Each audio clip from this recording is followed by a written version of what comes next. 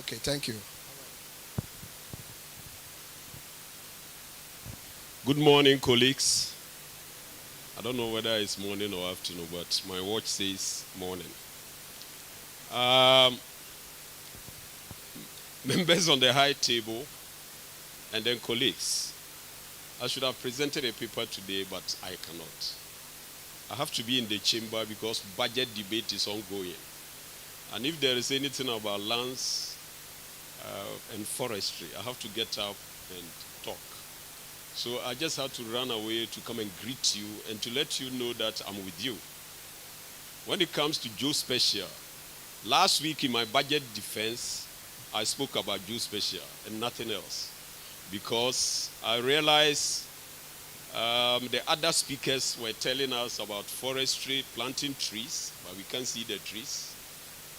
They tell us Lands Commission is giving us some land somewhere. We can't see any data. All we say there is just theoretical. We don't see anything practical. So I made them aware that until we are able to show something on the screen of Parliament for people to know, especially the Galamsey. My own constituency, there is Galamsey. Many other MPs have the Galamsey at their back, behind their doors. But until we show holistically the effect of Galamsey on the screen, we will not appreciate the problem of Galamsey in Ghana. So I made them aware that we all need geospatial data. You listen to my background: surveying, remote sensing, and then GIS. So I don't have any reason not to be a geospatial person, because I will take the data from the geodetic, and then I will add more data from the remote sensing, and then I will do the GIS and get my analysis done. So these are the very reasons why we don't have any option than to go geospatial. When you go to Ashanti region, there is a chief there called Nana Asokori Mampohene. I know many of you know that chief. When I was the regional surveyor in Ashanti, he had his own private small computer with digital map of his, land in Kumasi. And when you take a plot today from him, he will plot it. When you, do transfer to somebody, he will plot it. So when he clicks on that plot, he gets all the information. So you never meet one case in court from Asokori Mampohine's too, because he's monitoring everything on the ground, on the computer screen. He has all the information. When even you start the building, he will key it in the database. This is the education we have to give to our people. I will be leaving Parliament in 2025. I'm not contesting anymore. I'm tired. So I will be leaving Parliament in 2025. And you said 7 and 8. I was there 6, 7, and 8. So I must be tired now. So I will come and join you. But before I leave the place, I will let all of them understand what geospatial data is, and the need for Ghana to go that way so that we can monitor things in real time. I told them the forestry, now we have Green Ghana every year. It's like a holiday. We all go home and plant trees. How do we see the trees we planted last year as compared to what we are planting this year? So that in real time, when we get remote sensing data, we'll be able to determine which of the trees are doing well. I planted one in my district assembly, and it's now taller than me, and I make sure I put water under it because it's named after me. But how many of such trees is doing well? How many of them? So the geospatial is the way to go. You as young surveyors and geospatial, specialists, all you need to do is to educate people and let them understand. Yesterday, my committee, the second committee, Mines and Energy, we went to NPA, National Petroleum Authority, at Jowlu there. We go there, you see a complete room with geospatial data. They are able to determine the volume of petrol in each filling station in Ghana from their screen. I think it's better we send our people there to see and then to, recommend them for something else. When I got there, I was so happy I couldn't ask any question. Because it's like all the people think I always talk about map. And yesterday they saw what map can do. They click at something like Yeji Goil, and they will see the volume of petrol at Yeji Goil that same minute. And they update it almost every 25 minutes or something. I don't know how they do it anyway. But that is the Geospatial we're talking of. We don't have any choice. My people on the other side, they are complaining that we issued land belonging to the clerk of parliament to somebody in this our government. And then the minister was there to answer them that no, it was issued in 2016. So when it got to my turn, I told them land is not movable. It's a property you can't move. So no matter how long it takes, if there is any transaction on it, it will come out. Because if I come to develop the land, you will ask me who gave the land to me, and the information will come out. Is it true or false? So my brothers and sisters, we have a profession to protect. The whole world is going our way. We don't have any option. The whole world is going our way. When you go to even the shops, now they can tell you which department of the shop a particular item is. It's Geospatial data. So we have work to do, and we still have a profession to protect. I pray that we will do this with excellence, so that in future, when our children also grow, like Mark is growing in my shoes, then they will understand that their fathers, their mothers had a profession that they also have to control and then keep it neat. It's my prayer that before you end this program, if it's a resolution or anything you come out with, but I pray also that the big men here will give me a write-up so that I make a statement on the floor of parliament. I will not get time to write, but I know you can write. So give me a particular statement that I can, read on the floor of parliament for them to know the use of Geospatial data. Tell them something to support my debate in parliament so that they will know that I wasn't lying. But colleagues, let's protect the profession because it's ours. God bless you all. I have to get back. I have to go back to the chamber, so I won't sit down, no matter what they say. Thank you. It's been short, but it's a whole CPD. Don't you see that? It's a whole loaded. It's no more even a paper. It's a whole loaded book. Yes. All right. So we will be keeping the presentations very, very short, like we said. We have about 3 more. We have about 3 more presentations. Which one? The license surveyor.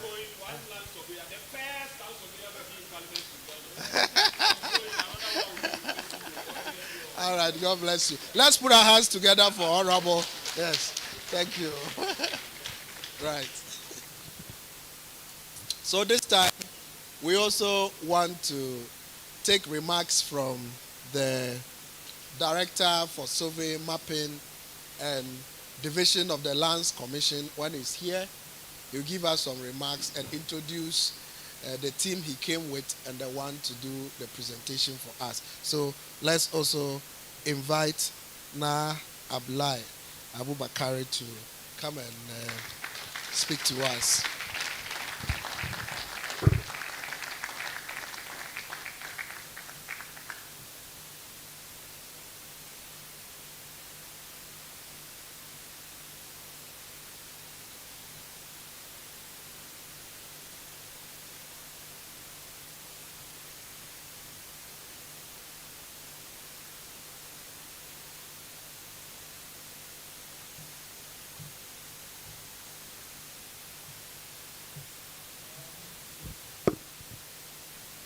Good morning to us all. And as is usually said, I will stand on existing protocols. In fact, I thought I was going to start with my very dial into, and maybe I would have been a champion. But somewhat, a talkative has preceded me. Eh? And without a written speech, see how he talked. So I'm thinking we can't wahala with this. Eh? Just coming from Nigeria, at least I have learned one or two things. Yes, we can't wahala with this. Anyway, it's a privilege to be here, and I'm very happy that this society is recognizing the essence of the National Survey and Mapping Division in this geospatial information endeavor. In fact, like I said, just from Afrigis, and even thankfully we are the chair of Afrigis as I stand now. And many a time the UNECA representative would come to give us a report from the UN. And for his presentation to the council this year, he presented us a report from the Committee of Experts on Geospatial Information Management. That's the 13th section. Economic Commission for Africa Regional Committee on Nations Global Geospatial Information Management for Africa. You know, he did underscore the relevance of geospatial information management in helping achieve our national goals, and especially for the UN Sustainable Development Goals. And in that, in achieving that, they kind of have outlined certain issues. Let me leave the objectives. I will hope that well, in any case, this paper, when you go to the UN, web page, you should be able to find that. So there is the Committee for Africa, which handles geospatial activities, and some of the issues they are looking at are integrated geospatial information framework.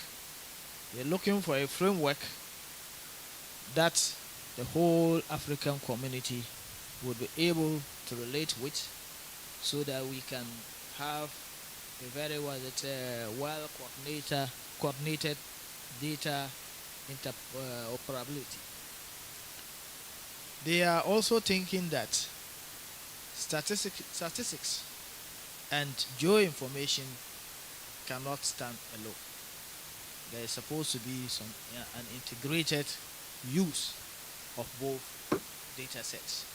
So there is that consensus effort to try to get to relate statistical information and geospatial information. In fact, they also have outlined certain policy and legal frameworks that this our geospatial information management issue can be dealt with. They have actually helped some countries already in the development of their geospatial frameworks. And in fact, they also have a committee now. That is for the 8th meeting of the regional committee. They did come out with a committee in respect of geospatial information management. Sad thing is, Ghana is not there. And when you read through all the development that or efforts towards geospatial management, you don't see our name echoing. So I think that we have a challenge there. we will want to was it show ourselves as a dominant country in many technical issues. So we cannot be lagging behind. Now for me, that the good thing is that we have this society, and I will believe that they are going to collaborate very well with the nation, because in all these aspects you hear the national mapping agency, the national mapping agency out there. So I am very happy that we are here. And in fact, I was expecting 2 certificates. I haven't got one. And that one, I think, is yet to come. I think we have to have a certificate to the director of service. What I was given is for me to put in my palace. I want one that can be in the office and will empower anybody who sits in there as a member of this society. So please, you have a second certificate to give. Well, let me not I said I wasn't a politician. It looks like, well, that once the politician has been here, I'm getting, well, let's say, contaminated somewhat. So, well, without much ado, I will want to, even though I came with 2 of my deputy directors in the name of the, well, that's deputy director in charge of finance and administration, the name of Nasidu Abu.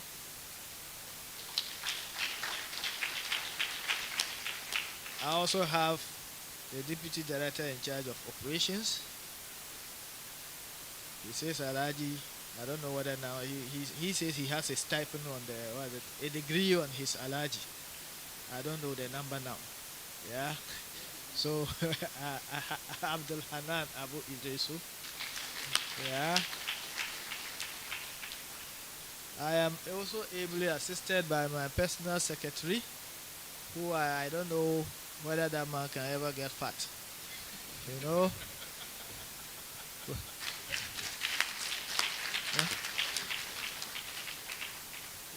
We went to the Afridis, and they come with amala, pounded yam. Yeah? And this man will go and then look for the meat. I don't know whether he was picking the meat by size. He go and pick the tiniest of meat. And when they can, do you want more? No. He said, hey, this man, I don't know what is wrong with him. I thought he would want to catch up. Yeah? The opportunity has presented himself, and he didn't want to take that opportunity. Well, as you know, I think we have also, the Lands Commission has been in this geospatial issue for quite a long time. I think the deputy director in charge of corporate has been at the forefront of that, together with the National Mapping Agency, and we have had to draft a policy to be presented to cabinet. Actually, I think it went to cabinet, and for certain reasons it had to be brought back to be refined or call it reviewed. It is back in there.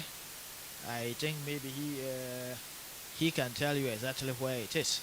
But to shed some light on what is on the policy, Mr. Alex of photogrammetry section, the head of photogrammetry section, will give you highlights of what we've been doing. On that note, I say thank you.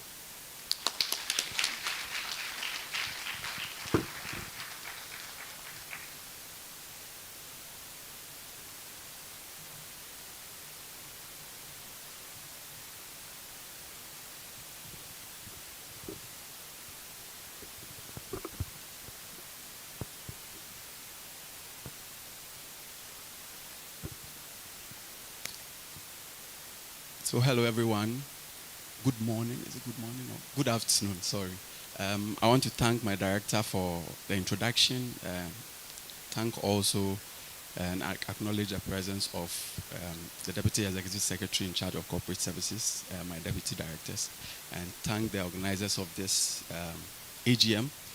And once again, good afternoon and thank you for being here. So I'm going to talk about the National Geospatial Policy. My director has already given an introduction of what it is. I'll talk about the background, give a brief background of what the policy is about. Okay.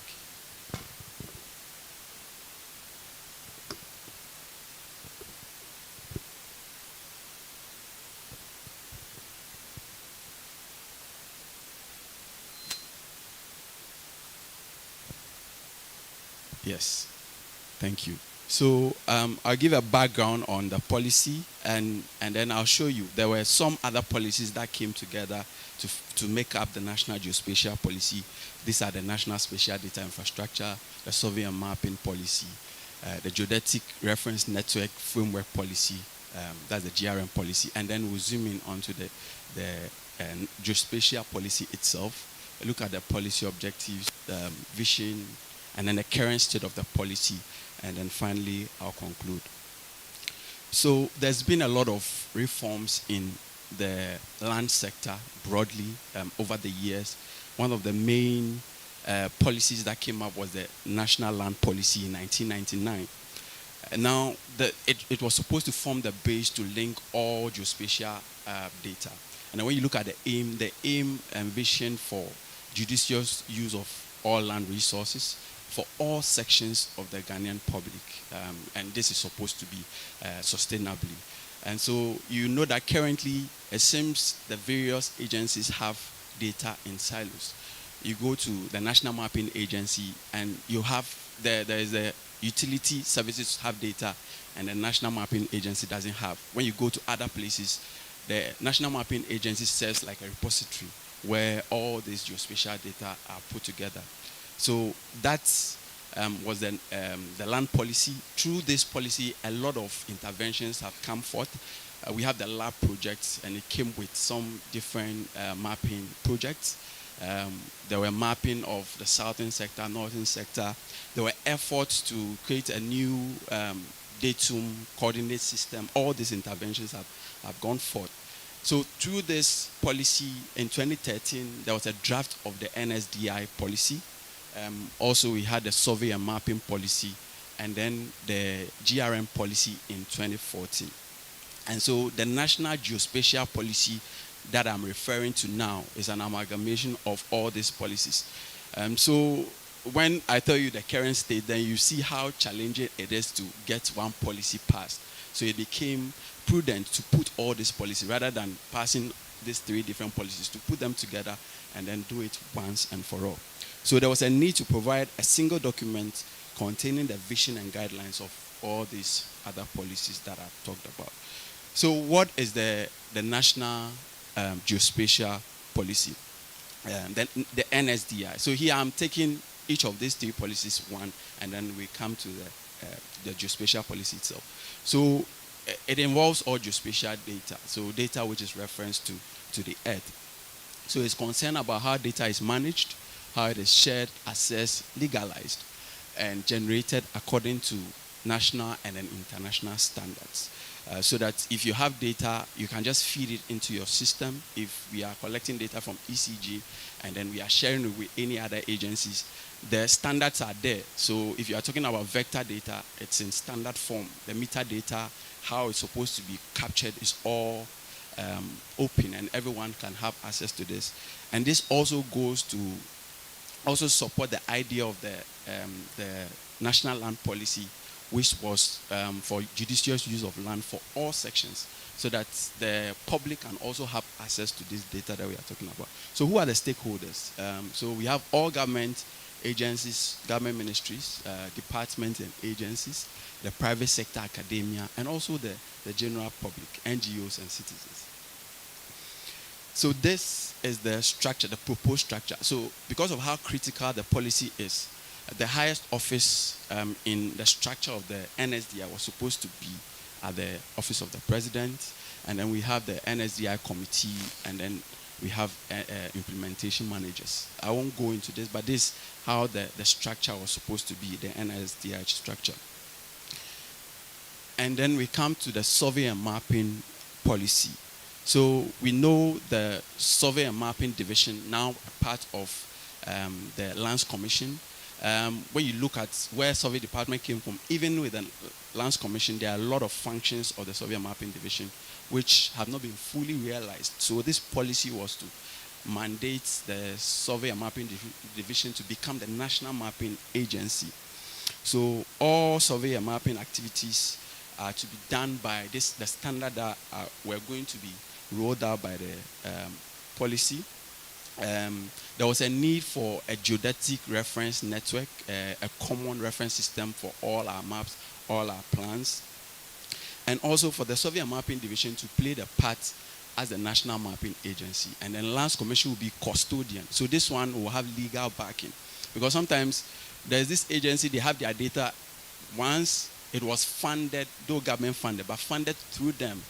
They think this data is theirs, and so they will not take it to the survey and mapping division or the Lands Commission. But this policy would have made the survey department the national mapping agency and a custodian of all spatial data. So then people will be mandated to submit their data to the survey and mapping division.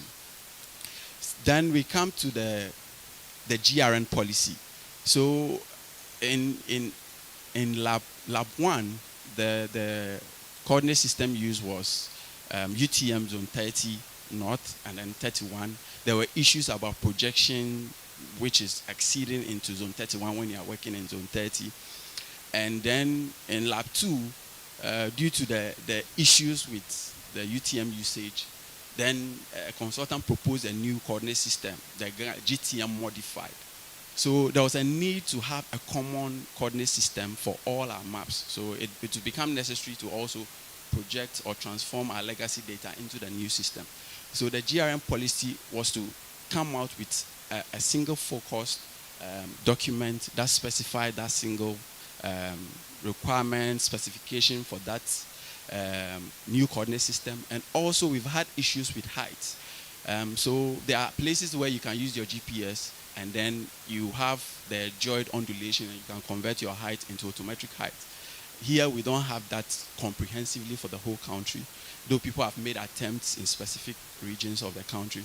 So this was to set the foundation for us to have the geoid determined and have a vertical reference network so that we can use it for all our work, not just for cadastral surveying, but also for engineering, especially engineering survey. So this is the concept of the GRM policy.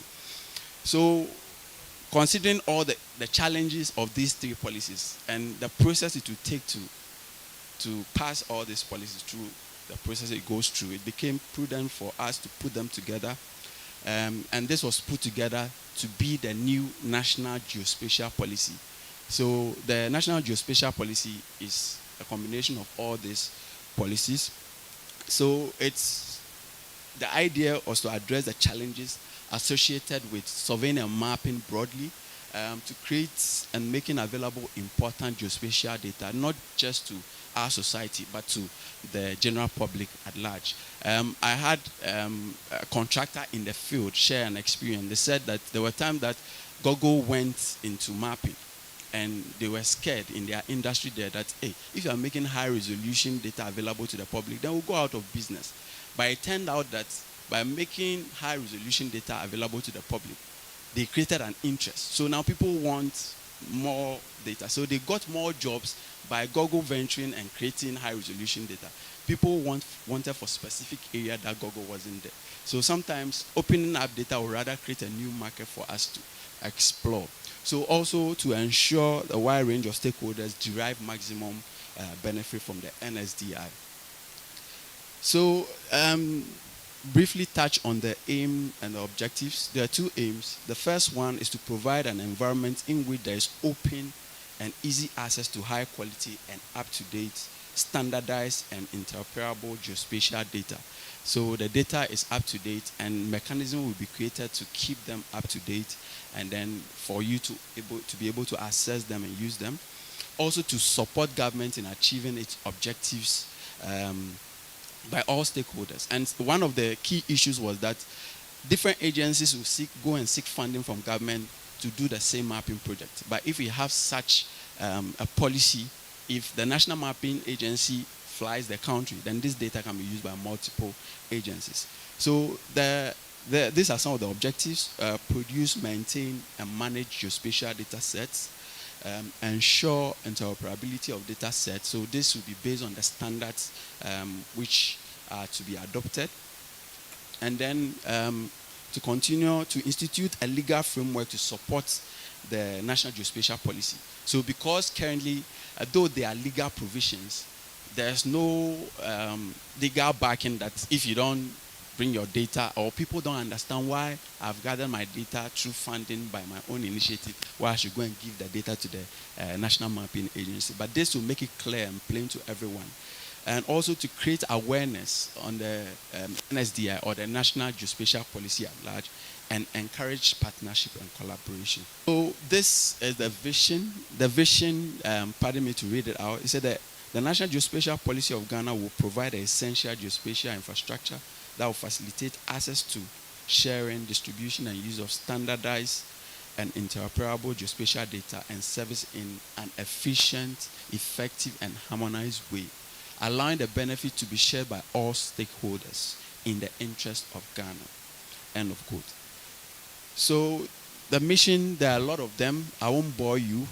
The presentation will be shared with you. But to touch, so is to promote the access, sharing, use, distribution of interoperable data, meet the needs of stakeholders from the different sectors of our economy and the country at large. So then we come to the most important aspect. What is the current state of the policy? So we've said the vision, the mission, and the concept about the policy. Where is it now? Is it something that we'll see it implemented soon? So my director mentioned that the policy was laid before cabinet. Unfortunately, there was an objection due to some confusion, mixing the geospatial policy with the space policy, which was being led by the Ministry of Environment, Science and Technology. They thought there was a conflict between the geospatial policy and then the space policy. And so it is important what Honorable said, that it seems there should be a lot more education on the concept of geospatial policy. So there was to be further engagement between the Lands Commission, our ministry, and then the Ministry of Environment. There are processes in place to do that, and I know currently there are processes to relay the policy back to cabinet, and hopefully very soon we'll see it implemented to the benefit of the society and also Ghanaians at large. So on this note, I've just given you a brief about the National Geospatial Policy, touching on the key parts: the survey mapping policy, the NSDI, and the GRM policy, which came together to form the National Geospatial Policy. And then currently there are processes in place to relay it and then hopefully to be passed. On this note, thank you very much for your attention.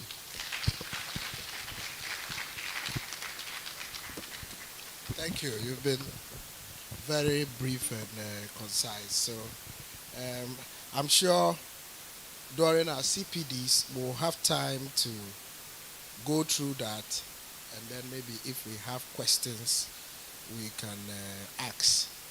We want to straight ahead move into the second presentation, and the second presentation will be done by Kwame Boachi Fridua.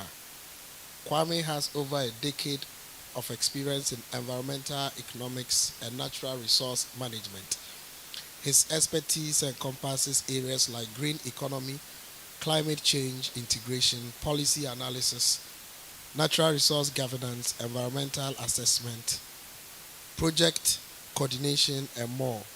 Currently, he oversees initiatives related to environmental degradation, cost estimation, ecosystem evaluation, environmental data, and sustainable development goals at the Environmental Protection Agency, that's EPA.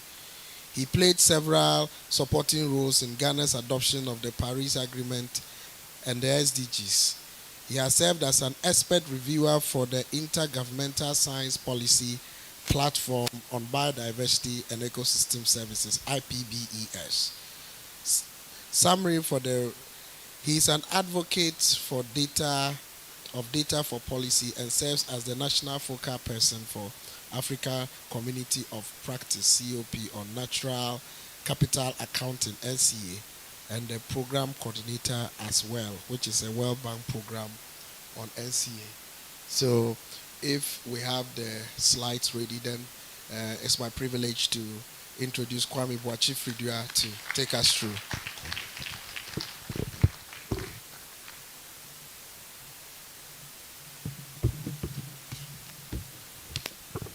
So, good afternoon to you all, both colleagues online and those of us here, and as I also try and stand on the protocols, existing protocols. So, thank you very much for the invitation to speak at today's conference, which, in my personal opinion, is a very important meeting. Due to my work and experience, I really understand the importance of geospatial technologies and innovations, and I salute you all for your hard work. Thank you very much. I just want to quickly speak on harnessing geospatial technology and innovations for the SDGs. I believe that SDGs are quite known by all of us. To start with, we'll look at what the context of the SDGs are. This is an area really I will not spend time talking about, because I'm in the presence of experts, special technologies and emerging innovations. And then how relevant these technologies and innovations are for the Sustainable Development Goals. And as Director and Honorable mentioned, how data needs to be integrated and further analyzed to make more policy sense. And then some use cases, some examples out of the plethora of examples that we have here in Ghana. So SDGs, 17 goals, right? And as you know, they're quite ambitious.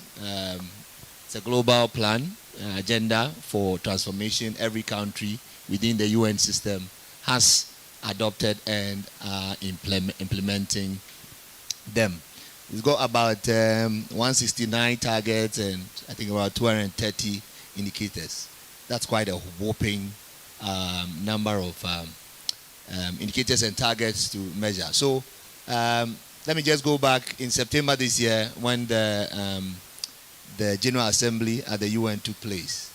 And then the high-level political forum on sustainable development. One thing came to light, that the world is behind on achieving the SDGs. Also, if you look at our experience in recent times with COVID, it has exacerbated the problem. Some of the fundamental issues that the report brings out as leading to the world being behind essentially are investments, the funding, the resources to implement a lot of the good ideas, right? And I'm happy that the SMD, Lands Commission, is looking into this policy. I think it's long time coming, and we applaud you for that effort. But one of the things you will need to implement the policy, resources, right?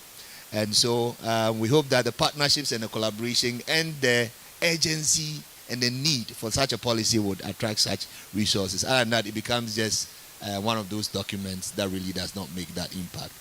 So the SDGs, among other things, want to address issues of poverty, inequality, climate change, degradation, peace, justice, among others. But if you look at the plethora of the goals, 17, as against the MDGs, what? 7, right? 17. it calls for a lot of effort, and it tells us that there need to be a retooling and then readjustment in the current conventional way that we monitor or we collect information, data. So it begs the question: how then would the world be able to implement and monitor progress? One thing comes to bear if you look at all the analysis within the UN system, in country, and also even at the regional level, UNECA, as director mentioned. So I think that it's becoming increasingly clear that conventional statistics is not enough to monitor progress on the SDGs, right? So we need to now merge or integrate or incorporate, technologies from the geospatial side of things to be able to properly contextualize the information, especially when it comes to statistics. One of the main things has to do with disaggregation. So you have information that you present that gives a national perspective. How about the regional perspective? How about the other dynamics, income groups, age groups, gender, and all of these?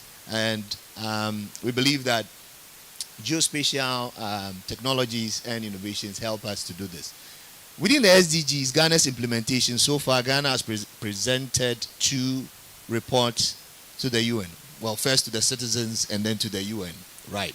And it's called the Ghana VNR report. The VNR is the Voluntary National Review Report. So countries are called upon to every now and then tell the story of how implementation is so far. And I'll call on you, if you've not seen any of these documents, go to the National Development Planning Commission website. You should find the 2019 version and then 2022 version, which I'm showing just a screenshot of the cover page. So geospatial technology, like I said, this is your area. You are comfortable in the area, so we'll not spend so much. And I think the previous speakers have talked about remote sensing, GIS, GPS, and now AI, right? ML, machine learning, cloud-based tools that process information and give you outputs real time and all of that. So how do we find space and use all of this to monitor issues in relation to poverty, agric, health, and urban development, climate action, and other environmental goals? We would just go about this. So I talk about cloud-based processing and analysis platforms, and one that within my work, I'm very much familiar with is one of the platforms called ARIS. ARIS is Artificial Intelligence for Environment and Sustainability. You can Google it. It's a platform that allows anybody. You don't even have to be a geospatial expert. So it's a user-friendly platform, cloud-based, right? So you're able to zoom into Ghana, even go to Greater Accra and some other, granular data level. And then if you want to find perhaps maybe what's the nature of land cover, the trend over time, you can get all of this, real time and all of that. This is just one example I can share, but there are a number of them that are coming up that helps us to be able to make sense of some of the information. One thing he also brings out is the visualization. Honorable mentioned something about going to MPA also, and then, seeing screens that provide you with a visual context. And a lot of people find it difficult or challenging reading all the fine details. But when you put it on a visual dashboard, you are very good at developing the maps and generating all of these nice visual charts and all of that. People tend to appreciate that more, and we tend to understand what the message really is compared to if this is put within a lot of verbose text and all of that. And then the other area also is crowdsourcing or citizens generated data, which is really developing. Recently, it's privileged to work with some partners at the global level, and then national published a paper in the area of marine litter. Marine litter, there is one of the SDG indicators, SDG 14.1.1b. I show you something small we've done around that. Now, that indicator is quite challenging for countries to monitor. And in fact, because of these geospatial technologies and innovation, Ghana, so far, and I think within our second report, VNR, we're able to report on that indicator as being the first country within the UN system to report on that. And it was possible because of some of these technologies, right? We'll share a bit more around that. Yes, but so let's come to the SDGs. Poverty, that's the first goal, isn't it? What has geospatial technology got to do with poverty? I think within this space, there's so much that can be done. Using a lot of the tools that are available, we are able to map up areas where poverty perhaps is high, is more severe or more pronounced than all of that. Case in point, the Ghana Statistical Service has developed a poverty map for Ghana. If you check their multi-dimensional poverty report, you find that the whole country has been mapped out nicely in terms of poverty, and they show you the areas where extreme poverty is still accentuated, areas where it's low, and all of that. And I think geospatial technology allows us to be able to do this nicely. In the area of hunger, zero hunger, that's SDG 2. We are also able to monitor issues in relation to food security and those that need support and all of that. And in this one, there was work that was done sometime 2016, 2018, when we were having challenges in the country. I think this was done by USAID, trying to understand what the relationship between rainfall and the prevalence of fall armyworms were and all of that. So this pictorially tells you and then connects a number of data sets together, and you'll be able to make a much better informed decision. Going back to the previous slide, so the third one also talks about good health and well-being. In this vein too, GS, that geospatial information, is able to help us plot, for instance, in terms of geolocations, where people in a certain area, certain vicinity. During COVID time, you could actually tell with some of these cloud-based platforms where the COVID numbers incidents were higher and all of that. And all of this was possible because we're using some of the technologies and innovations available. And then we're going to education, the same thing there: gender, clean water and sanitation, monitoring, identifying, mapping. This is what the technologies help us to do best. Also with energy, in terms of production, consumption, and decent work. That's goal 8. How do we understand where the economic activities are more? Which areas are really what the informal and the formal nature of economic activities are, and all of that. So all of this can be plotted.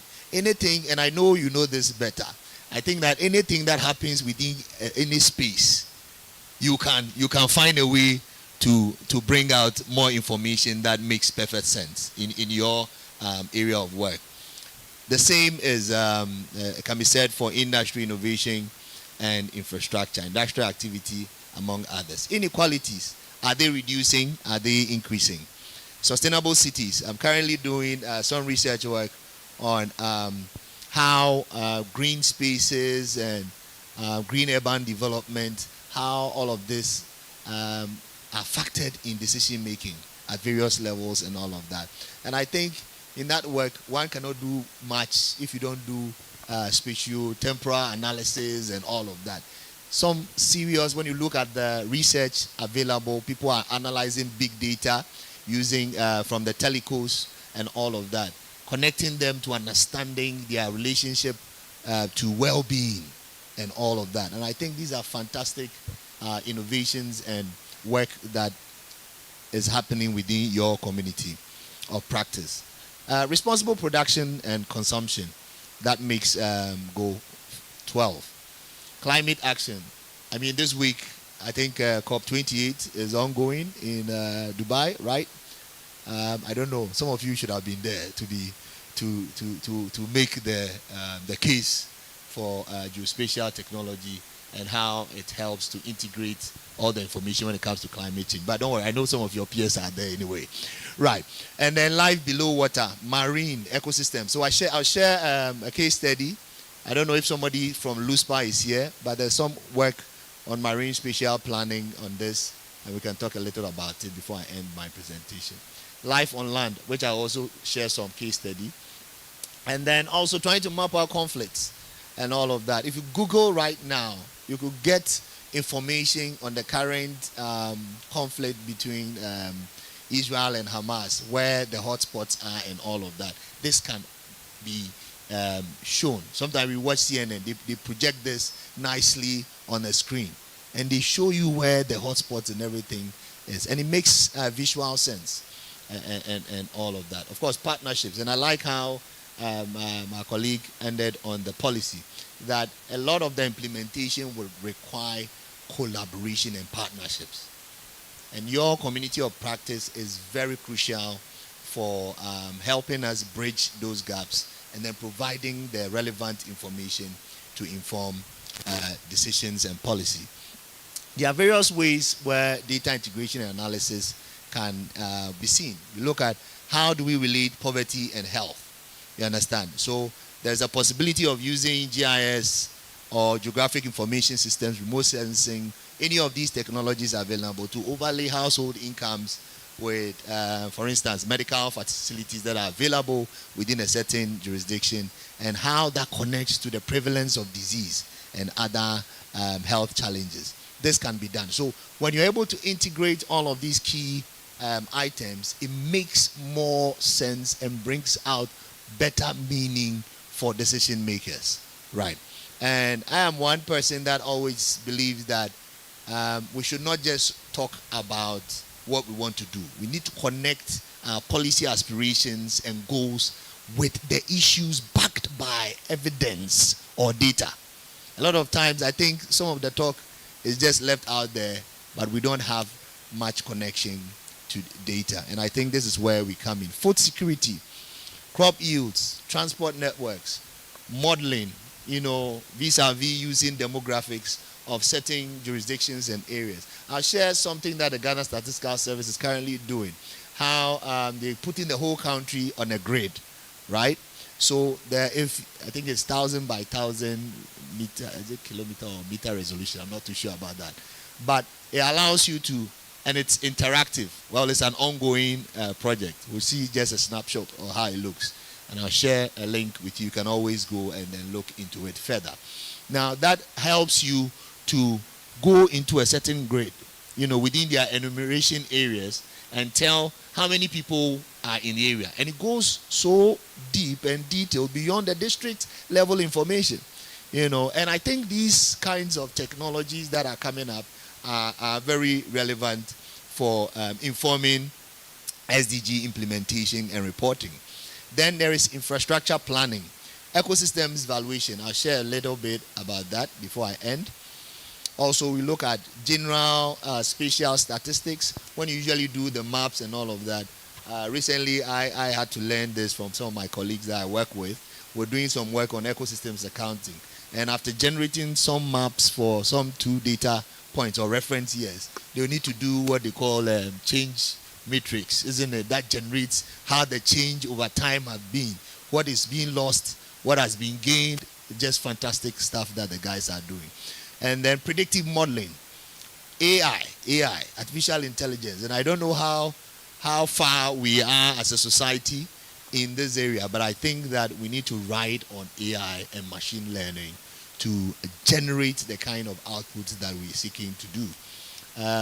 That ties into other complex simulations and iterative or interactive dashboards, as I spoke about. So now let's look at some of the case points, because we don't have so much time, so that I can wrap up. And we can have discussions later on. I think I'm always available within the community. I'm a friend of the Geospatial community now. And sir, if you like, you can also give me a certificate. Yeah. To seal it, please talk about it, so that we seal the deal. Yes, because I really understand the work that you guys do and how relevant it is. So the Ghana graded data, as I spoke about. So this, if you go to this site, so geospatial.statsgh.ghana.gov.gh. So this is the work I was talking about that Statistical Service is doing. It's still an ongoing work, but the concept is to make data publicly readily available. We don't always have to go download PDFs, right? You know, have you seen the latest population and housing census, the 2021 report? Hi, goodness. Maybe some of you like reading, I don't know. But it's so bulky. They've had to break it down, different volumes, but still, it's scary to read. But this graded information allows you and I to go to a certain region and then play with all the key data parameter sets that are available within the system. And what they are doing is that this is intended to be updated, okay, every now and then with their surveys and all the other statistical research work that is being done. So you get real-time updated information. Okay, so it can give you information on literacy rates, education level, income groups, age groups, among others. Now, there's also marine spatial planning. And I don't know, some of you probably are working together with Land Use and Spatial Planning Authority, the Lands Commission, Fisheries Commission, and then the EPA.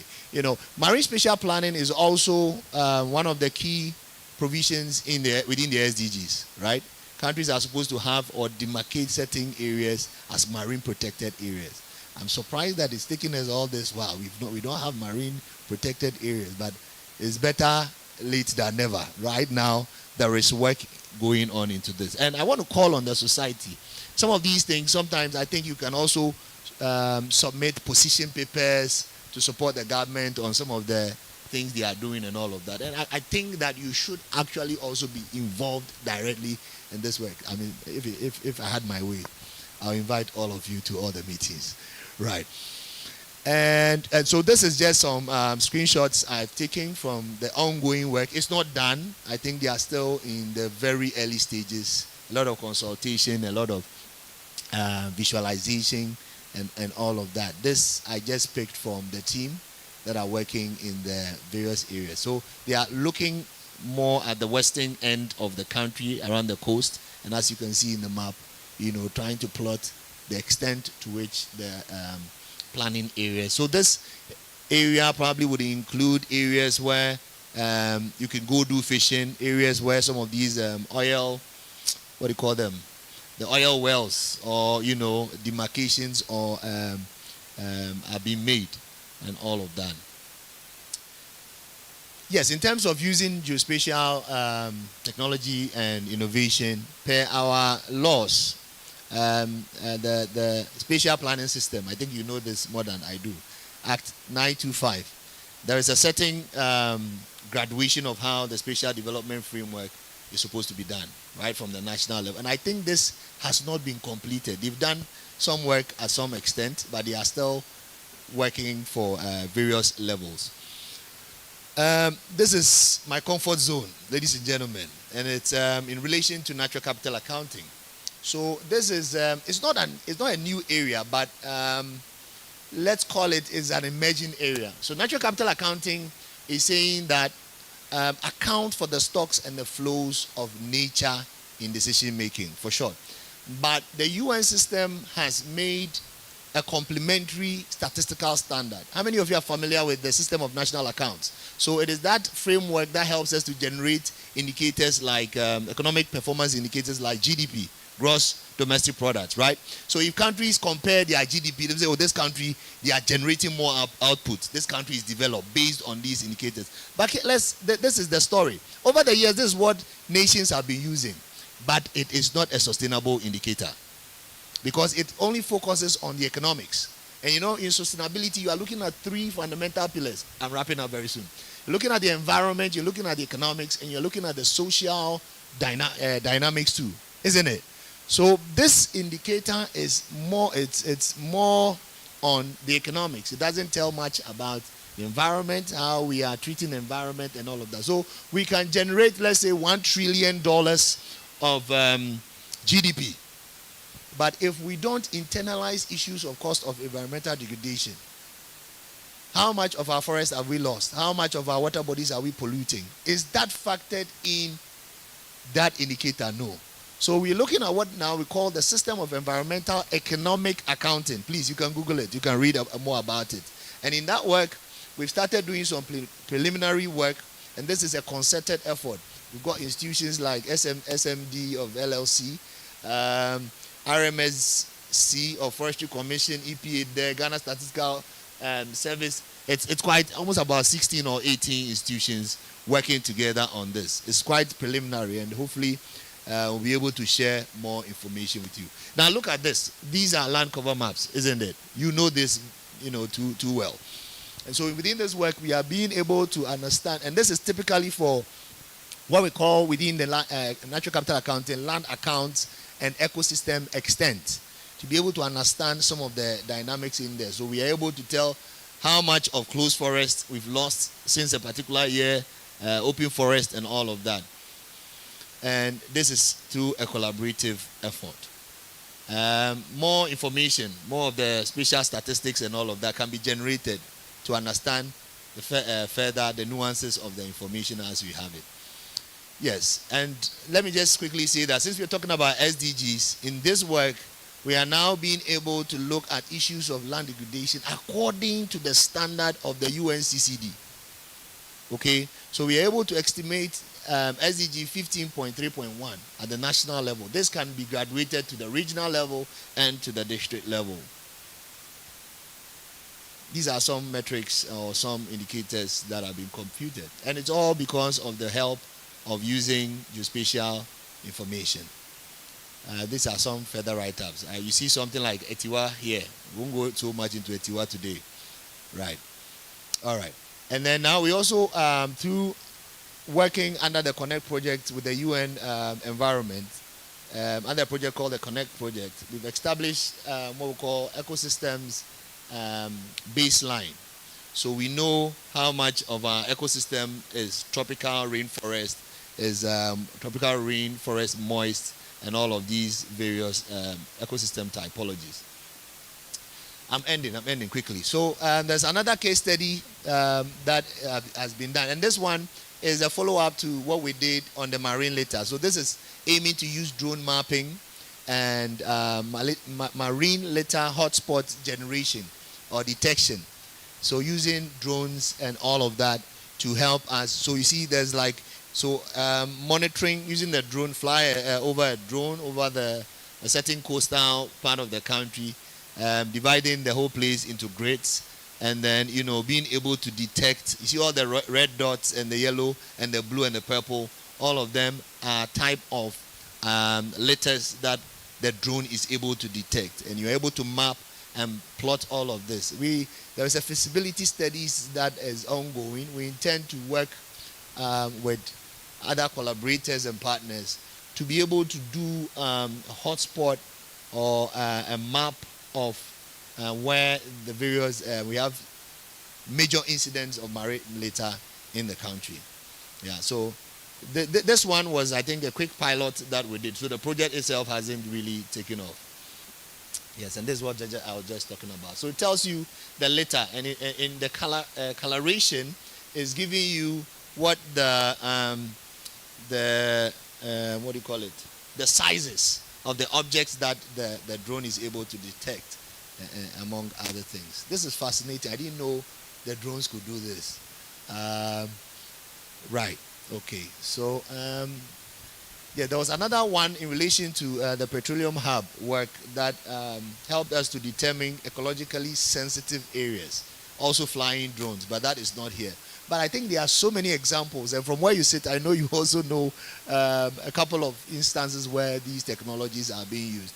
But then how do we connect all the dots and then draw inference from all of these small projects? And sometimes the challenge is that if you don't take care, all of these interventions will be a piecemeal, right? So you're doing one thing here, we're doing one thing there. How are we connecting the dots? And I think that we're using some of these technologies to be able to make sense of all of this information. Right. I did not go so much into the challenges or the bottlenecks with these kinds of work, but I think that we can have a discussion about this as we go forward. But so for summary, I think I will make the point that SDGs are critical for ensuring sustainable development, changing the lives of people, for people and planet, prosperity and all. But how do we know that we are on the right track? And data is key. And that data, a lot of that data can be generated with the help or support of geospatial technology and innovations. And that's where we come in.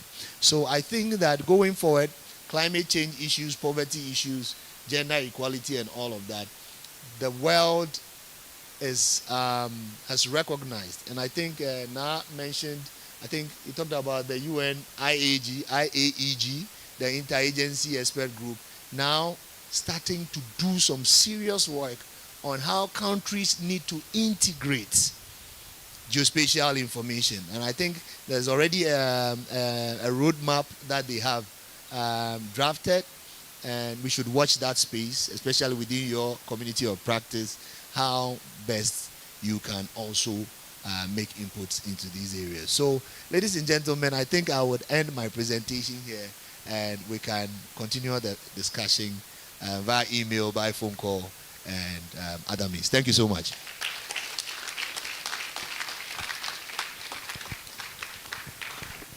That's an excellent presentation. And as we said, during our CPDs, we'll have time for this kind of extended session, so that this one is just like Sunday preaching. You can't ask questions. Is that not it? So those of you who are pastors, it means that we will now do teaching service. The teaching service there, you are allowed to ask questions. Is that not it? So this one, take it like that. But we will also make the Gameli, the planning committee. I think that you should make a provision to have these slides, and then when they were registering their email addresses, we have it. So we'll share some of the information, because the presentation from Director 2 and the team, there are also things that we need much, and we'll share all these, and in due time we have a more deepened communication as we break into our working groups. We want to do the presentation for the corporate members. Then right after that, we'll take our last presentation. I understand lunch is going to be served, but have you realized that since morning we'll be condensing the things? You see, we are condensing and bringing it together. So maybe they have to pay me for helping you to be released home early. So what we will do is that right after the last speaker, the president will give us the outlook for the year, so that when we go for lunch, we don't need to return again. Oh, that's not okay. It's excellent, eh? Because our last presenter is just going to speak, and you know Prof already. So just then right after that, the president will come and give us the presentation. If there are questions on the programs for the year, then we do that. So let me invite President GS Michael Nwagbe to come and help us present these certificates to our corporate members. So we will want to do the first one to the Lands Commission. So, please. Okay. Cameraman. Hey, this. Oh, you are capturing it from there. Okay. Hey, the cameraman he's on retirement too, please. Sambus Geospatial Limited.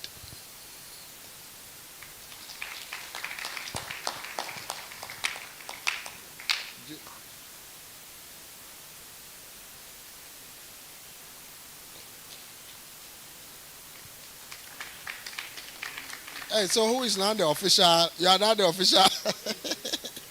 Mother. Geotech Systems. Any rep? Geotech System. Any rep? BB, your certificate is missing. He has taken it. Hey.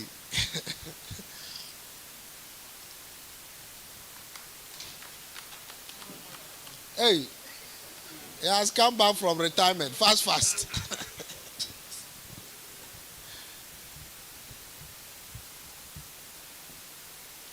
All right. Is it Aku Geospatial? Aku Geospatial. Okay, I think he's coming. He's coming for multi geomatics, please. Gate.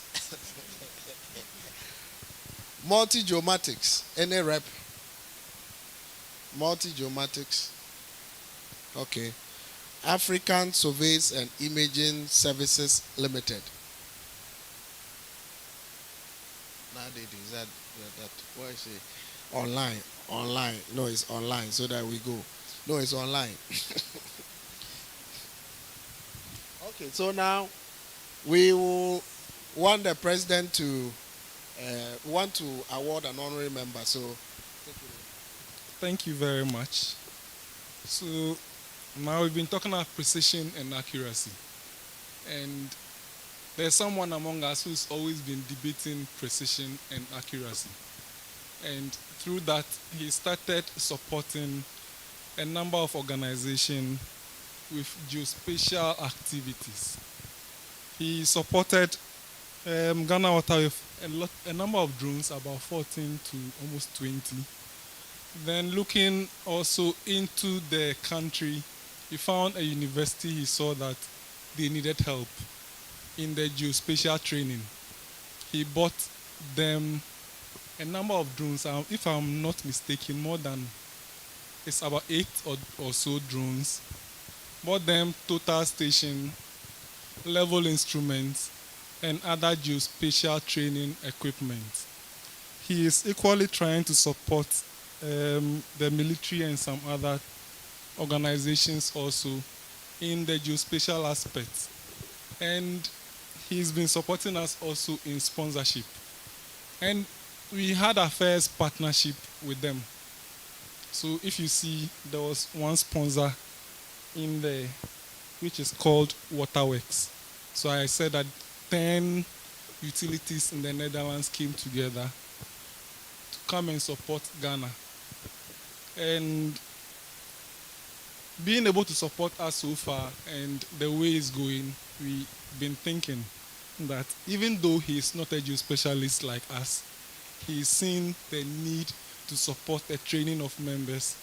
We have an MOU, standing MOU, through that collaboration or discussion with him that we can also exploit to train our members in the flying of drone, remote sensing and other areas, and also do research activities. He is sitting among us, so you can see that we have someone who can speak to you, but he's a very colored person. You can turn around, you see a white person here. He's called Crime Jan Dresen. I invite him to come forward, please. And I want the chairman of the conference to present the honorary member certificate to him.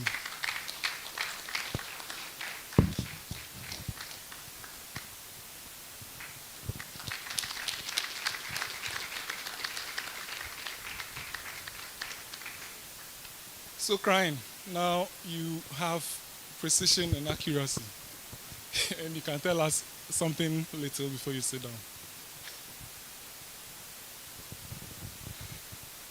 Good afternoon, members of the High Table, professionals, technicians, and students, members of the Geospatial Society.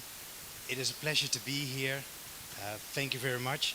As Engineer Michael told, I just got the hang of it to learn about precision and accuracy, and he thrown in relative in there, which for me is as complex probably as for you as to say how many relatives there are in your extended family. But all jokes aside, for me it has a very good journey to be with the Ghana Geospatial Society. As Michael mentioned, we've signed an MOU with Ghana Water, the Geospatial Society, the University of Energy and National Resources, as well as Waterworks, to partner. Now, when we signed up the MOU, I thought the MOU stands for like massive and overwhelming undertaking, because I thought it would be just 4 MOUs original signed, but I think it ended up with more than 10 originals to be signed. But having organized the first training to the Ghana GIS officers, 30 of them at the Ghana Ghana Water Institute at Weja, it has been very promising. And I think, as the chairman said, geospatial is the 4th in the industrial revolutions. I think that geospatial sciences has a lot to bring to Ghana Water, to get a better understanding about the surface areas. Now, anybody here in the audience knows that water doesn't flow up by gravity, but flows down. So not only having the X and Y, but also having the Z coordinates in your system is very valuable. And I'm looking forward to next year, because I hope that in February we can organize a second part of the training to the GIS officers, but that curriculum can be made available to all the members of the Ghana Geospatial Society. So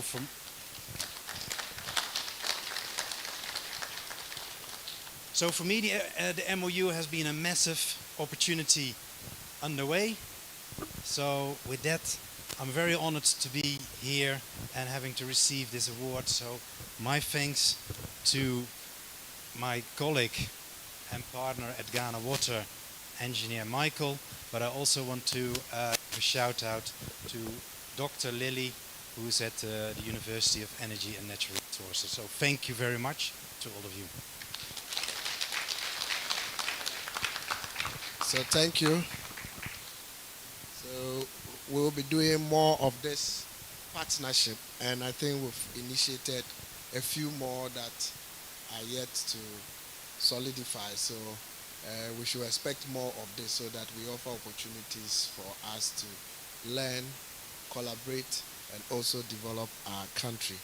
So we want to take the last presentation of the day, and Reverend Professor Aye is no stranger to us. That's our master, that's our teacher, and he's a Reverend Minister as well, a recipient of the President's Award. He was part of the team. He was part of the team that was involved in the boundary dispute survey case between Ghana and Cote d'Ivoire, and recently they were awarded by the President. He's a licensed surveyor, and he's been one of the senior most lecturers in the Geomatic Engineering Department of the Kwame Nkrumah University of Science and Technology. He's had some few shadows in the Lands Commission and SMD, and I think he's the people's people, because as for Sir Johnny, he's there for everybody. And maybe for those in the other fraternity, I'm sure that that will be the beginning of your engagement with him. So please, you were the TA, and that's why I say, if I want to give people chance here, then they will say, that's why I say it's people's people. So he said he's just going to speak extempo. So let's invite Reverend Professor Aye to take over.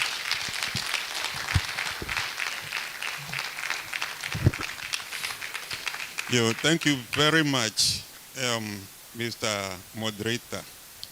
And when you are the last person to talk, maybe you don't really have anything to say again, because all the things that you would want to say have been said already.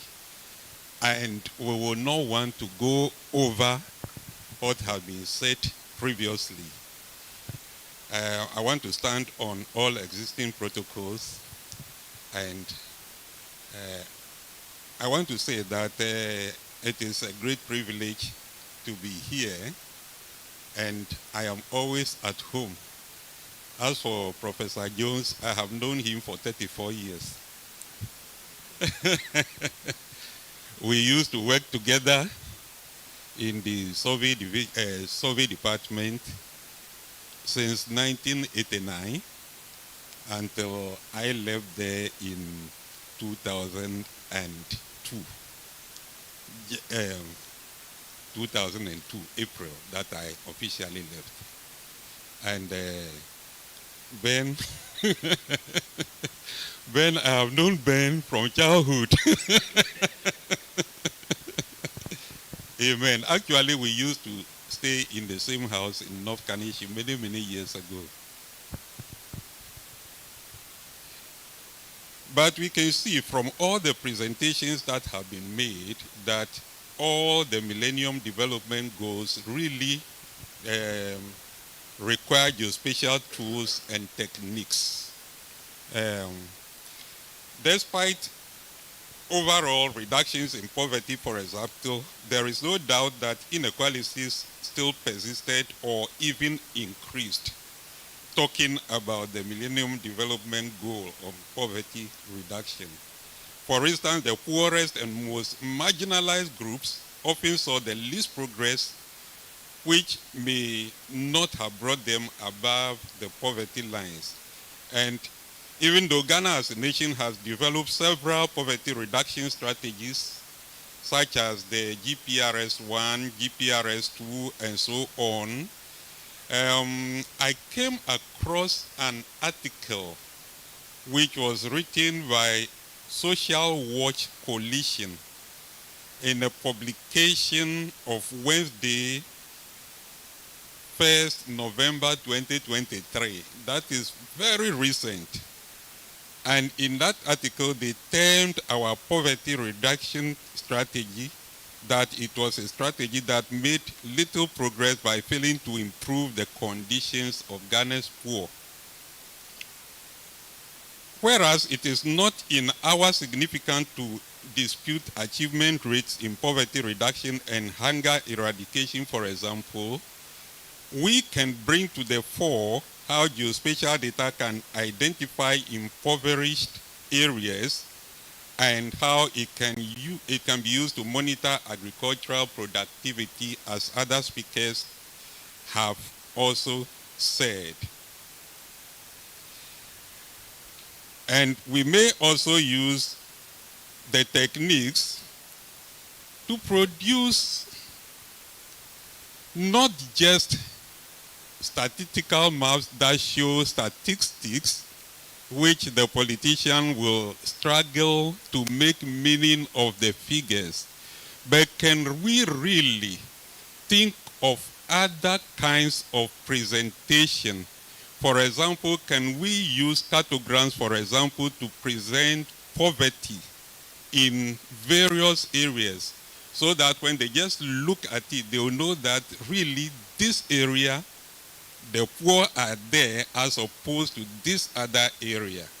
You know, anytime we look at a conventional map, what we show is a representation of area.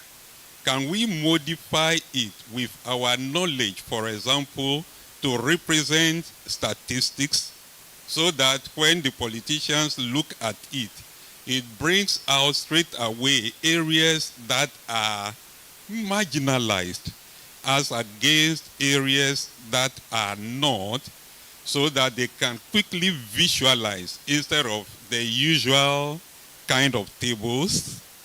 It's just a question, because I believe that with our knowledge in geospatial techniques, we should be able to do some of these things. In terms of improving education, can we identify and map regions with limited access to educational facilities per demography and discuss potential interventions based on geospatial analysis? Can we also develop GIS solutions that can help in interactive studies by students or pupils? Can we develop geospatial applications for monitoring the progress of educational initiatives such as analyzing changes in literacy rates over different time scales and in different regions? And can we use our geospatial techniques to help in allocating resources like books, teachers, and even funding more effectively?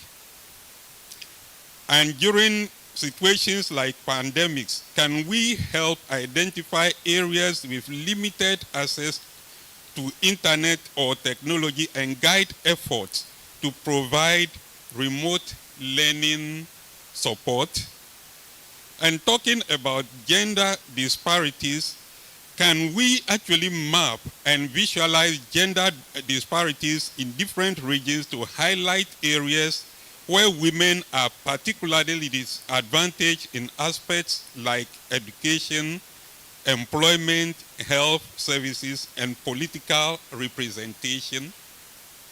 Can we identify and map areas with high incidences of gender-based violence, of child trafficking, or even child marriage to help in the deployment of resources and counseling services? Can we map regions lacking in women health facilities, particularly maternal and reproductive health services? And I am putting these questions because the time has come when we should not just be talking about what geospatial techniques can do, but we must be able to demonstrate by presenting prototypes that we can show, which will generate understanding and interest instead of just telling what it can do. So can geospatial techniques identify areas for agricultural support? Can we develop models which can actually tell crop yield and crop volumes for various types of crops and show this to our politicians instead of just telling them that this can be done? Can we use our geospatial data to provide concrete evidence for advocating gender-specific policies and initiatives for women in this our man's world? Can we map maternal and child health services, identify areas where these are limited and where accessibility is low? Can we also use our geospatial analysis to pinpoint regions with high risk of maternal mortality, malnutrition, and disease prevalence? What about vaccination coverage? Can we actually provide maps that we can show to tell of coverage and the impact it is making, especially in preventable childhood diseases? And can we develop applications for tracking progress and impact of health initiatives and providing feedback for adjusting strategies? And I'm putting these questions because I believe that all of us here are professionals that really have these skills and are working in offices. And when you go and tell your boss that he can use this technique, he will not be able to see what you are saying, especially if you don't have anything developed that he can see visually. My brother, Honorable Francis Adabo, was talking about these same things. Amen.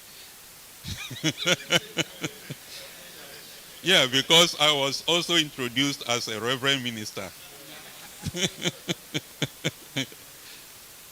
And you know, talking about Honorable Francis Benu Adabo, also, I have known him for 34 years. Because we used to work together in the survey department for 13 years before I left.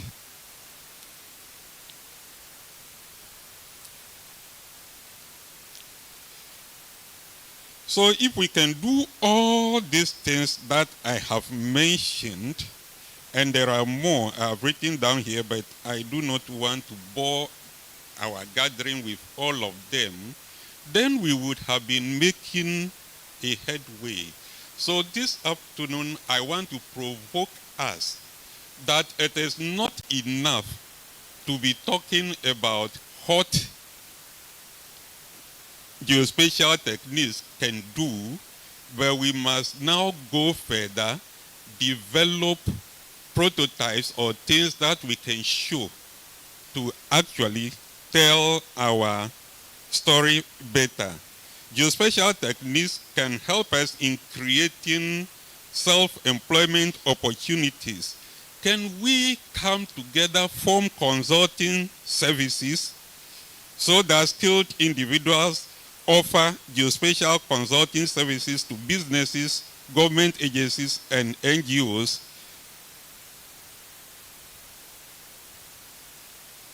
And what about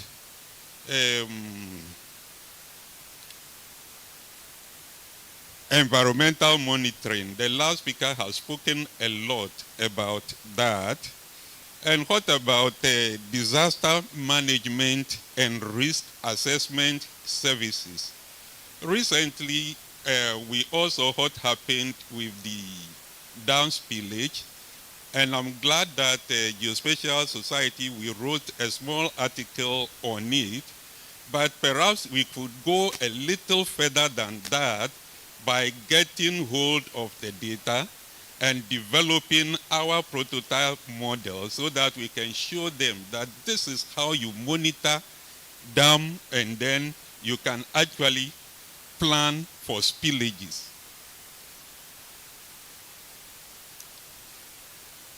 And of course, we can also talk of tourism and recreational map apps, which we can also do and showcase to the tourist board or wherever. And in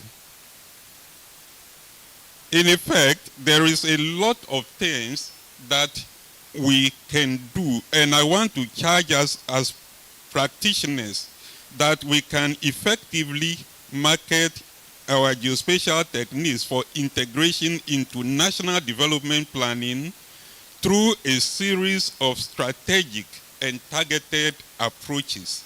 Our goal should be to demonstrate the value and versatility of geospatial techniques in enhancing decision-making processes and in improving outcomes in various sectors. And we can do this if we can showcase real-world examples where geospatial techniques have significantly contributed to development projects in our various offices. And if also we can organize educational workshops and seminars for policy makers, it shouldn't be bad for the society to come together and organize a workshop and invite policymakers together so that we can showcase some of these things to them.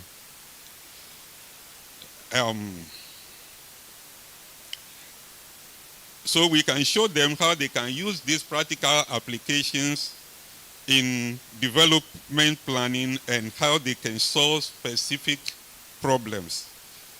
Then, of course, collaborations with academic institutions and research institutions to conduct studies and public research on the impact of geospatial technologies in national development. And Gameli has been on my neck because of his BSc project, which was really a very good project, but he has lost it and he wanted me to find it for him.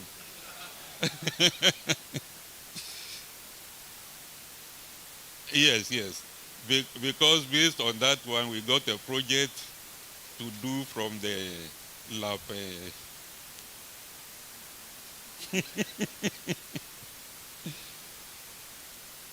But we can also directly engage in various government departments to demonstrate how geospatial data can aid in more efficient and effective planning and implementation of development projects.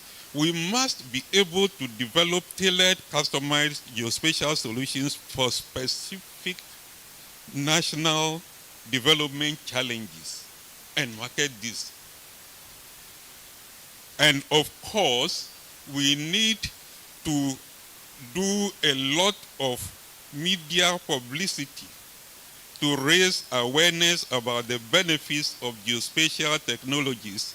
And that could include writing articles like we have started, participating in interviews. Interviews can be on media, maybe national television interviews, or using social media so that we can reach a wider audience about the importance of geospatial technologies in national development.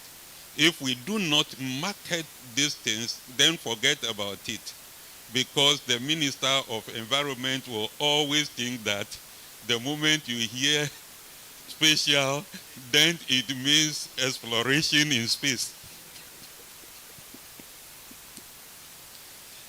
And then, of course, networking and participating in industry events, conferences, and forums related to development planning. One of the things that we are not very good at doing is to make our presence felt in some of these conferences. The National development plan, whatever that we were talking about, started many years ago. And I remember Mr. Bosi and Co. were attending those meetings, but they were doing it in secret, and it ended somewhere without the larger populace knowing. We should be inquisitive to know when some of these things are happening. We will go there and participate so that we can say that this is the way it should be done. And we must demonstrate and provide clear evidence of people's return on investment and cost effectiveness of using geospatial techniques. That is, if I use it as against if I don't use it, how much am I saving in terms of costing? We can be time and resource monetary savings. Amen. Well, pardon me, because I'm mostly speaking in a pulpit. And of course, we must offer training programs to build local capacity using geospatial tools and ensuring that there are skilled personnel to implement and maintain the systems that we develop. And I have mentioned policy advocacy, which we must rigorously be involved in. And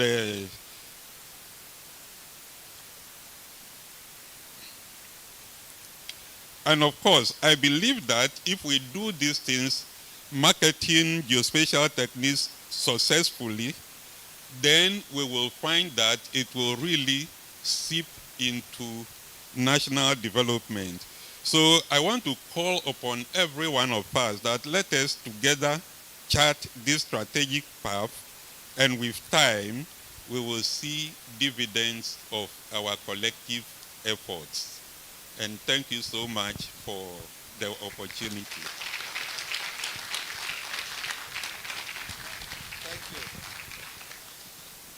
So, if you have everything mapped out and you have location, long talk is not your business. Do you see that? So you see GGS, you see everything is fast. This is the fastest conference and AGM. Don't you see that? After lunch you are gone. You see, because people have come from Kuwa, Kumasi, Togo, Cote d'Ivoire. So we want to take, we would have had the business, that's the AGM, the business of the day. And, as a maiden society, these are the preludes that we are doing. I'm sure that subsequently next year, we would have had some thematic areas we want to deal with. So before the president comes to project that, let's stand. We've been sitting. Let's stand. Let's all stand. And then there's a popular thing I normally do when I'm moderating. I make people to use their waist to do spelling. You know, so train your waist. So this one is GGS. GGS. So how do you do that? Is it a small G or a big G? Which one? The big one. So let's go with your waist. Let's go. I know what people do in the night.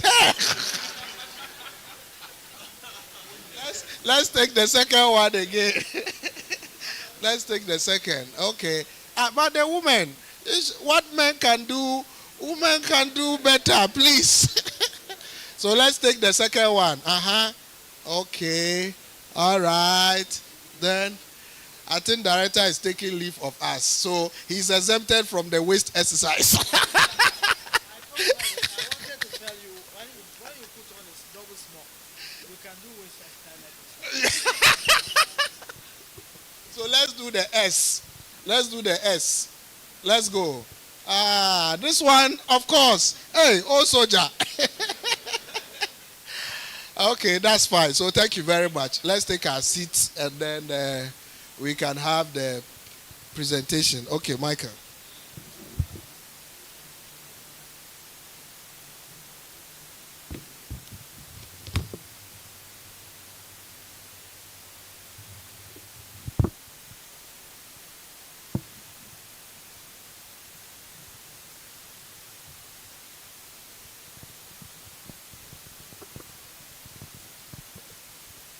Yes, so good afternoon once again.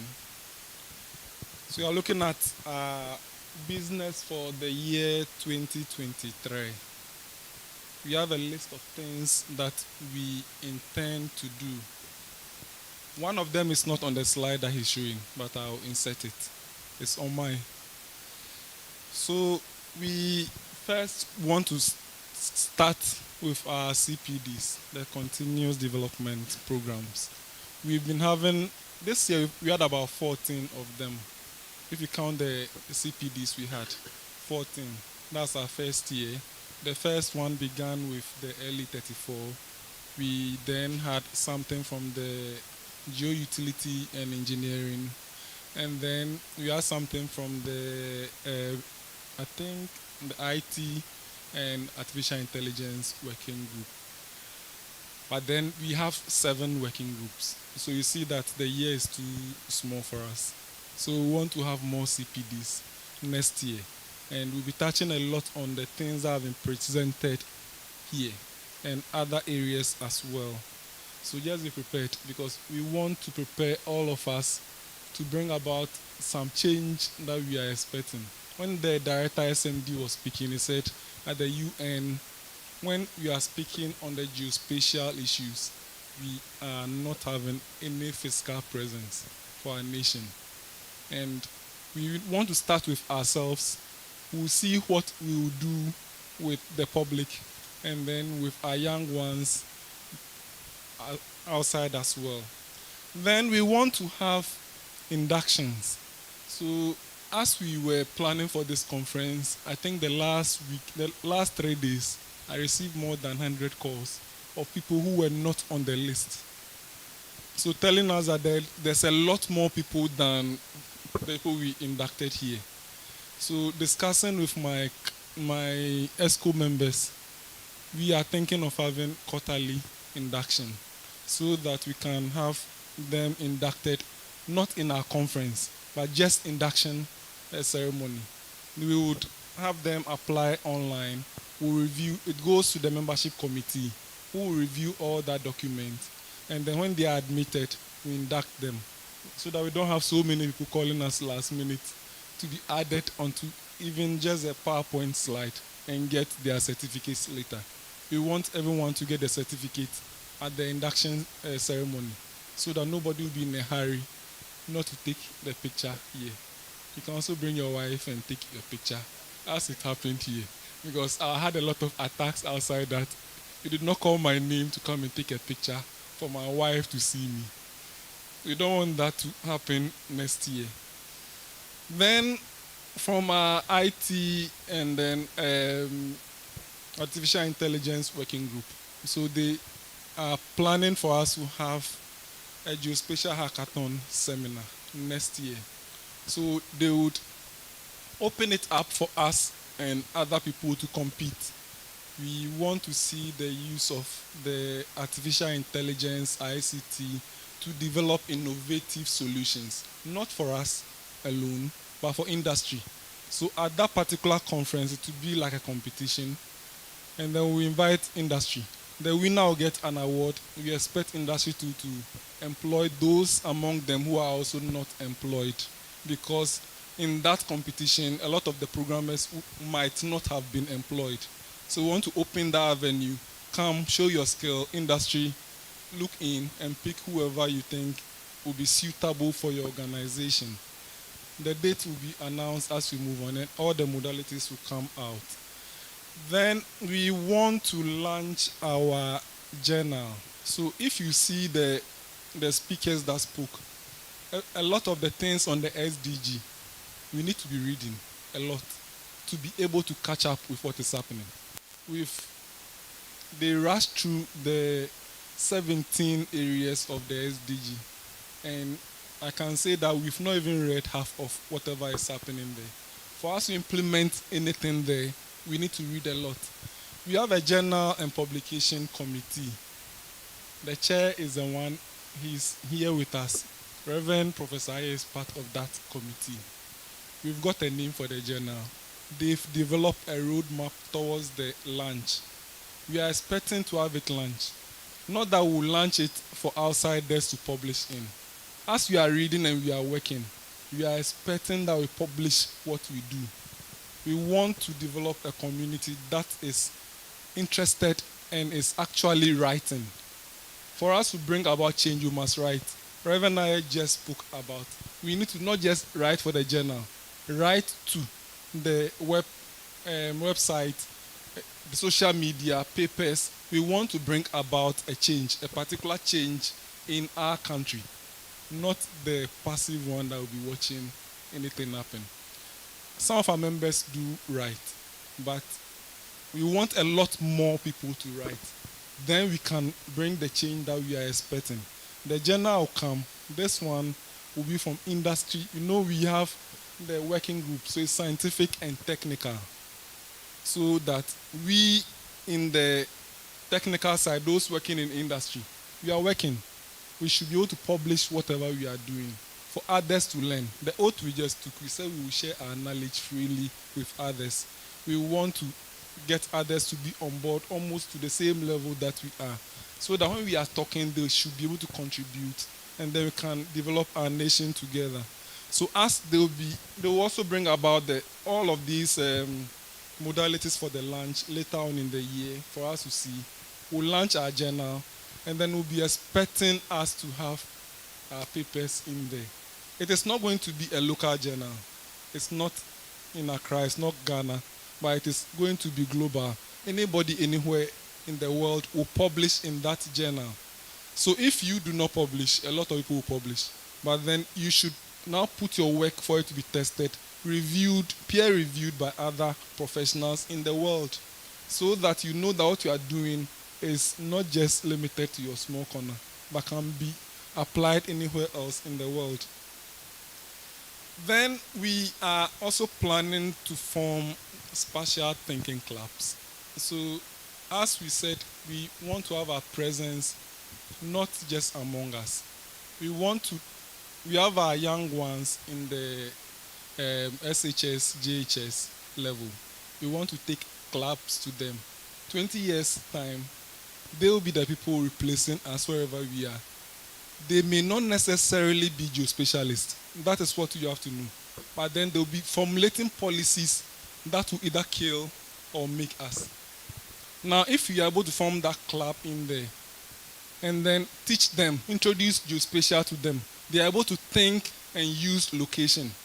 In future, when they get there and there are products of ours that will go before them for approval, they would understand what we expect. Now you may think that the effort that we put in might not be seen, but you only bear that fruit in about 20 years to come, because those people in primary GHS will be the people who will be recruiting. Most of us would have been on retirement.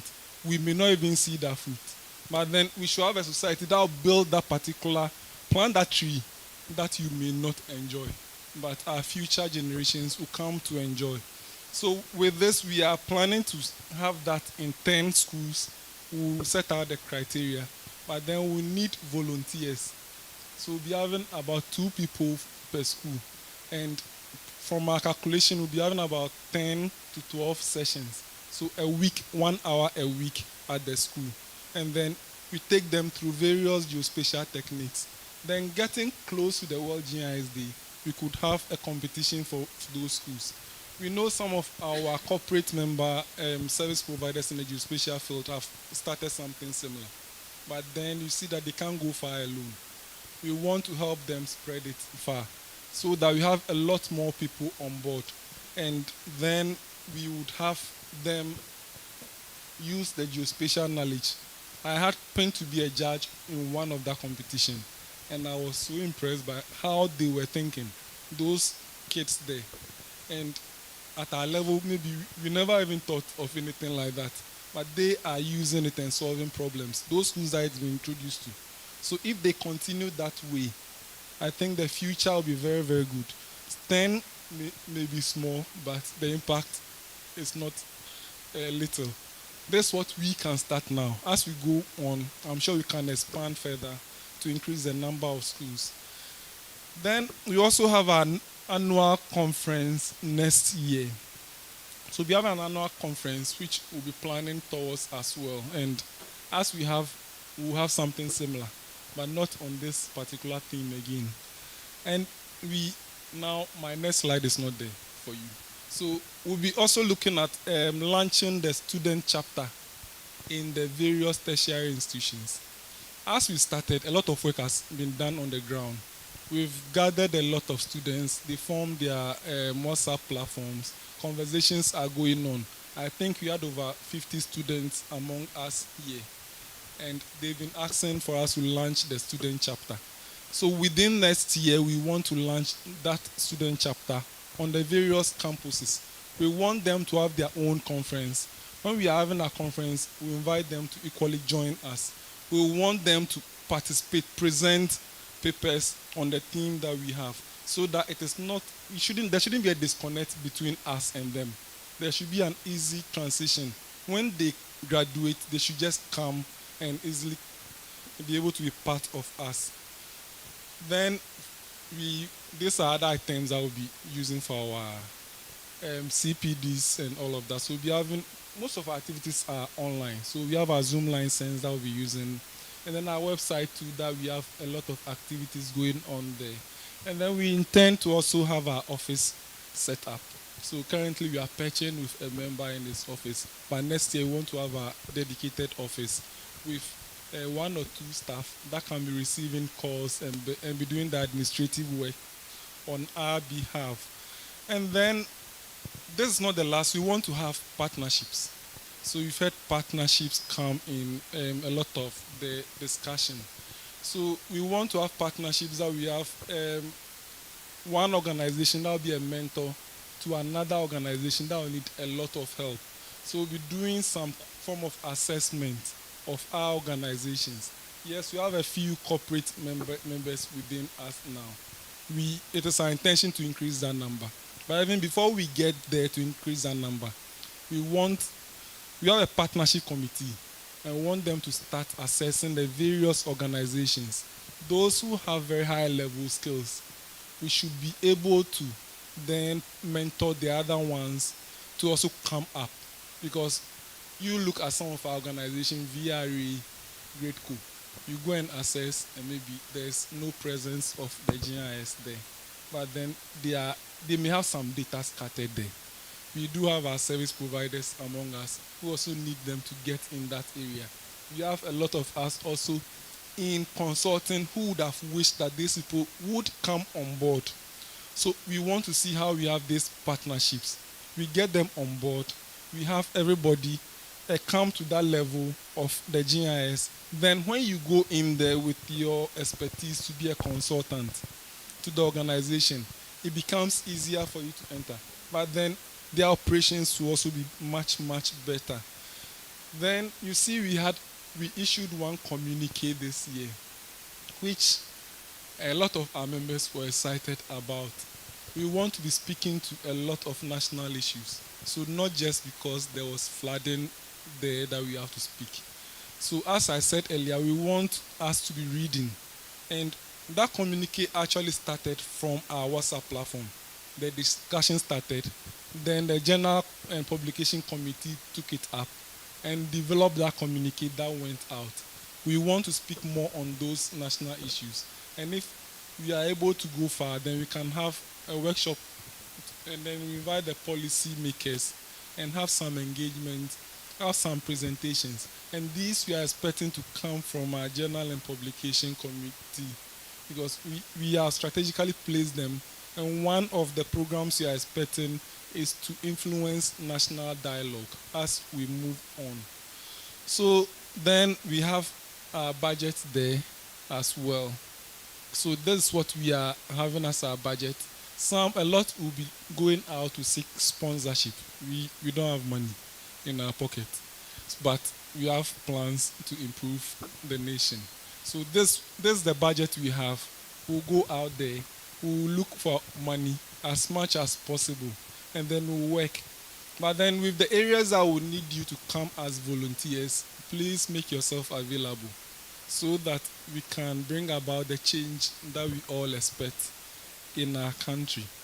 So now, thank you. I don't know, the floor may be open for discussion on it. So MC, if you can help.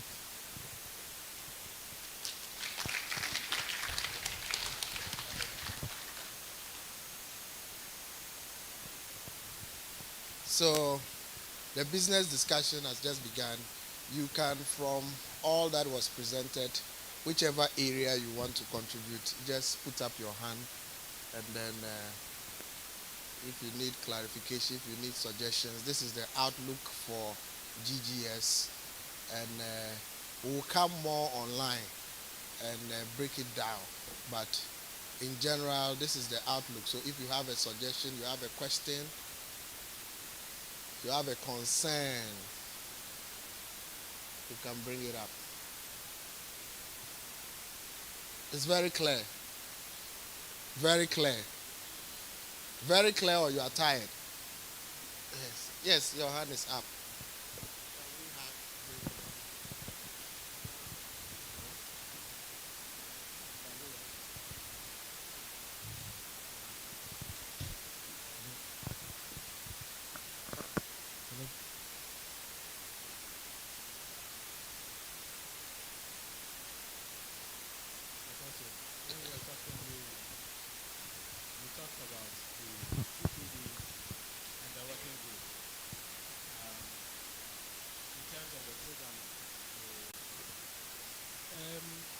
We would open it up for the working groups to come with their programs, and the CPD committee to also come with their program, and then we'll have a calendar of activity, and then we'll see how we can space everything out.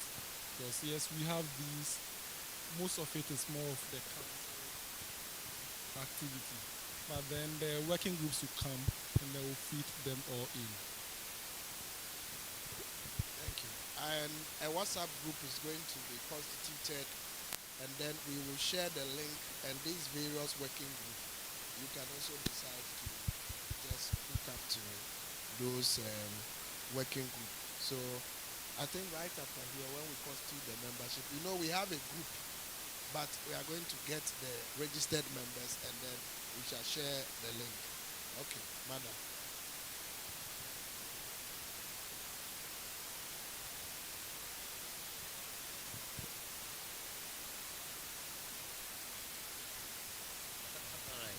Oh, okay, thank you. In line with the partnership, maybe I have colleagues here who may want to know.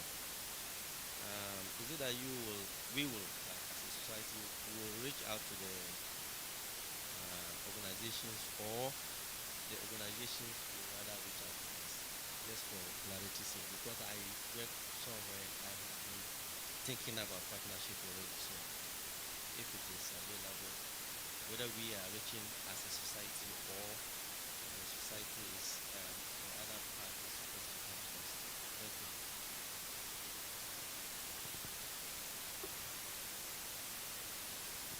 Yes, so the partnership may be both ways. So with those we have that we will assess first and then see their various levels, we can propose to them. But then others may see the need and want us to even have that partnership with another organization. So if you are, let's say, Lands Commission, you identify an organization that maybe has a higher skill in geospatial that you want us to have partnership with, you can equally write to us to facilitate it, develop the MOU, everything, and then we move on to have that partnership. So that out of that, we expect that you then have some performance improvement plan developed, and you work towards some targets. So it shouldn't be just us initiating it. We may start it, others will look at it and want to then just approach us to assist them to also build on that. So it shouldn't be one direction.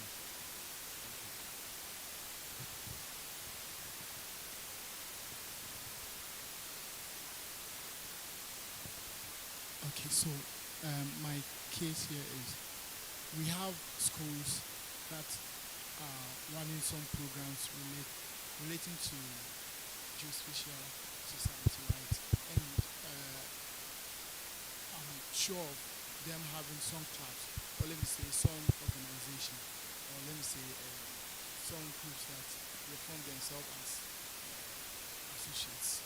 Okay, so how are we going to integrate them, or we are going to create a geospatial society at that level to overlap or to under, that may underscore or maybe be a twin kind of thing. Or also, let me also point out, I am aware of youth mappers, which is also in the various universities. And so such societies, how are we going to integrate them if we are going to establish ourselves at the various universities?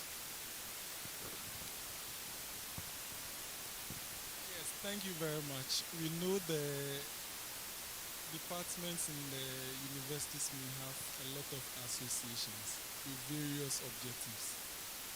We are not working towards the objectives of those associations. We are working towards our objective. So if we set up our student chapter, we work towards that objective. If we want to look at their objectives, I don't know, we may be missing the target, what we want to achieve. So yes, they can do whatever they are doing. We are not stopping anybody to do anything else.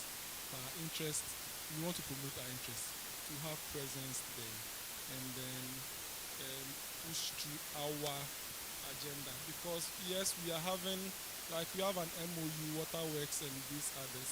We are about to sign a similar one with LE 34 for their licenses for use by the students. We are not giving it to another association. We are giving it to people. Thank you. Ada, okay.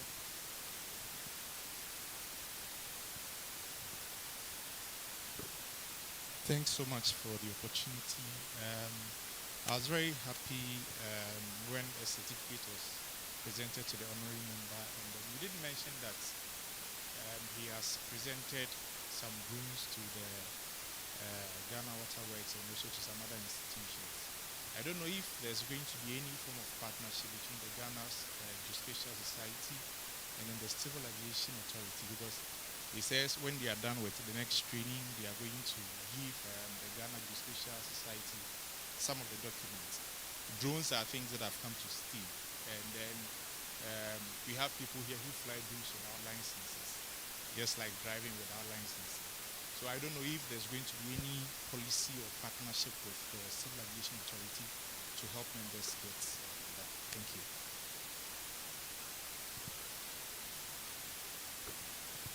Thank you very much for the very technical question.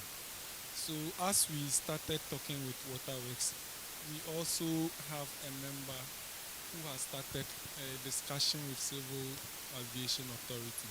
We equally want to talk with SMD for the mapping side. So it's not just the civil aviation side, but both sides, we need to get them in there. So we want to see how the discussions progress with the Civil Aviation Authority, so that when we are training our people, they would equally partner us in the training, and then the members can be licensed through their regulation that they use. So that is the direction of the discussion we have initiated. So we want to see how it goes to benefit us as much as possible. But beyond that, we intend to have discussions with SMD. So we have them here today. They told us about the geospatial policy. We would go back to them. We will have that and other discussions. And that is not just related to just a dream. Thank you. All right, because I know lunch is served. So before we take the chairman's closing remarks, we have some of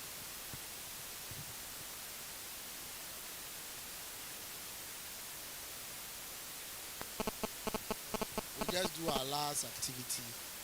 So we'll have some. Okay, this for Honorable Adabo. It's Mark here. It's gone. Okay.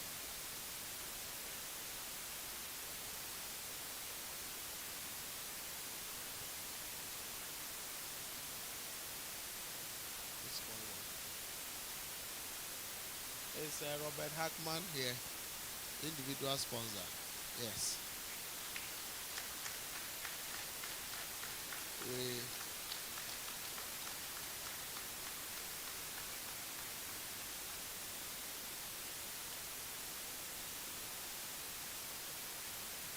please get me one of the ushers to come and help.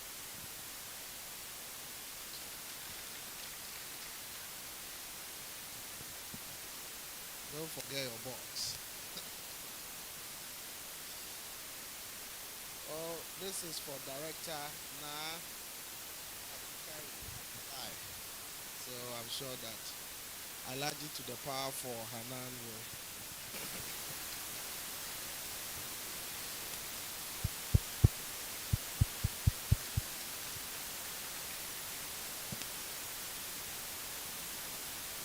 So, okay, so waterworks we have for you. So, please.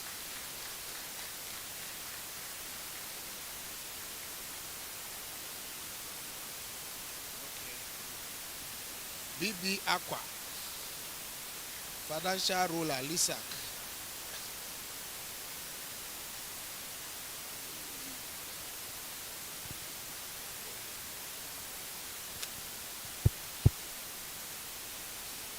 Okay, he's not here. This water company.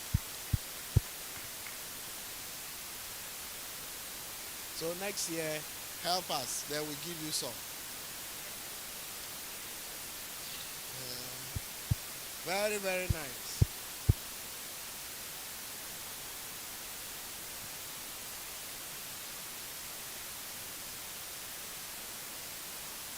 Okay, Reverend, we are giving to Reverend Professor John Ayer, our speakers, one of our speakers.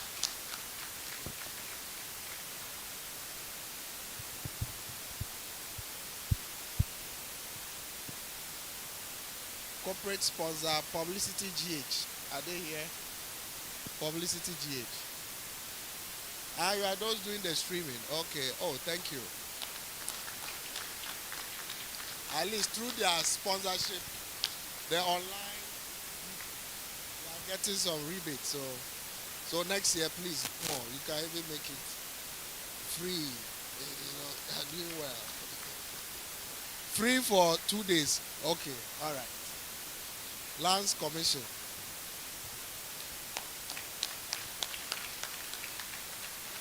So your own too, you can give everybody here land, state land. Deputy ES, state land. But ours, we don't need it forever, just for 50 years. TGTS Africa. Are they here? Okay, great. So we are in Tiado. Sambus.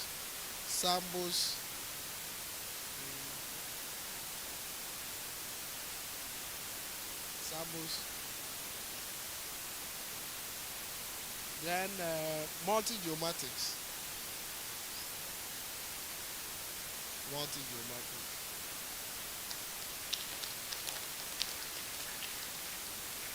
Sambus. We need S3 software. Next time you give to the people. License free. Multi-geomatics.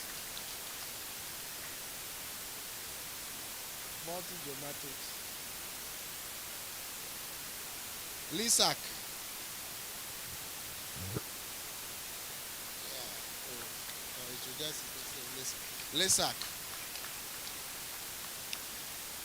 This one, they don't have the power. I've said they'll give licenses to because they will. CSS Precision Systems. They are exhibiting, yeah. Okay. Next page. Alright, it's not there here. African Surveys and Imaging Services. Geotech. For Africa. Okay, please.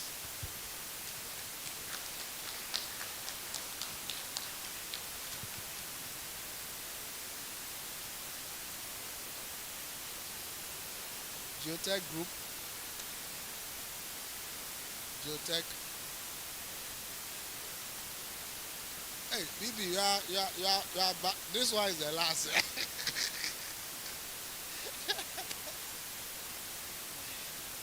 Self-con. Okay. You also take some. Now. So we appreciate all these sponsors, and next year we want to see more of you. So when you do it, that one will do a billboard for you for 1 week, so that the visibility will be very high. On this note, we want to invite our chairman to give us the closing remarks.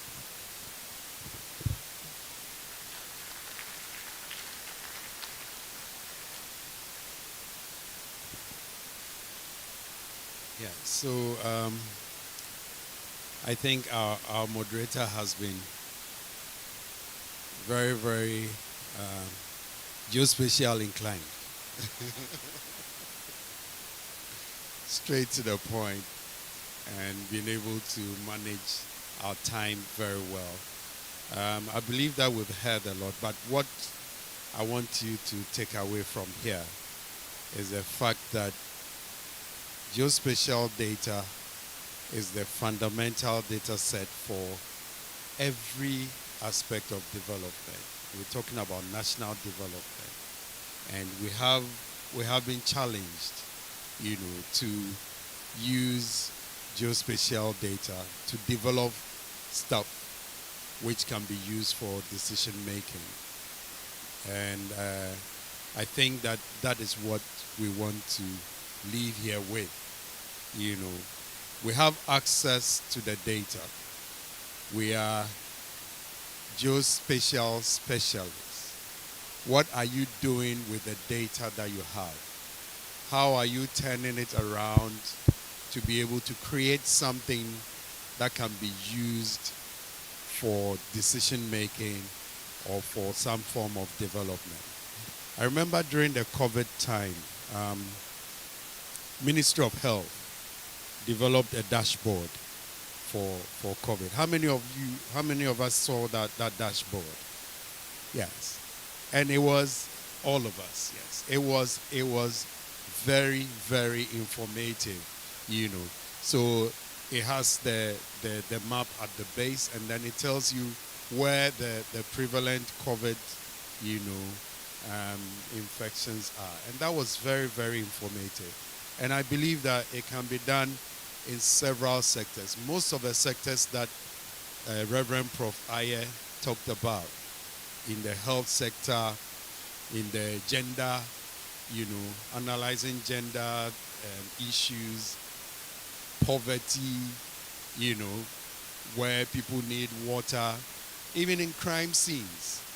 All these can be, you know, modeled and then put in dashboards which can serve as sources of information for decision makers. People like Benu Adabo, who are politicians, we can bring them around, and instead of speaking so many words, we can put it, you know, in graphical form and in dashboards for them to appreciate, you know, what geospatial data can do. And that will appeal to them, you know, if they have to support with funding, it will really appeal to them to be able to give us the funds to do such projects. So that is what I want all of us to take away from here. And with what President said, some of the projects that we want to embark on as a geospatial society, you know, doing some form of education to the young ones, to bring on board a lot more people, a lot of sensitization for people to know what geospatial information and geospatial data can do, the power of geospatial data. We need to sell it out. You know, we need to make a lot of noise about it. We need to do a lot of advocacy for people to understand and know the place of geospatial data in development. So thank you all for coming, and I believe that you've learned a lot and you have been challenged to go and do something. Okay? The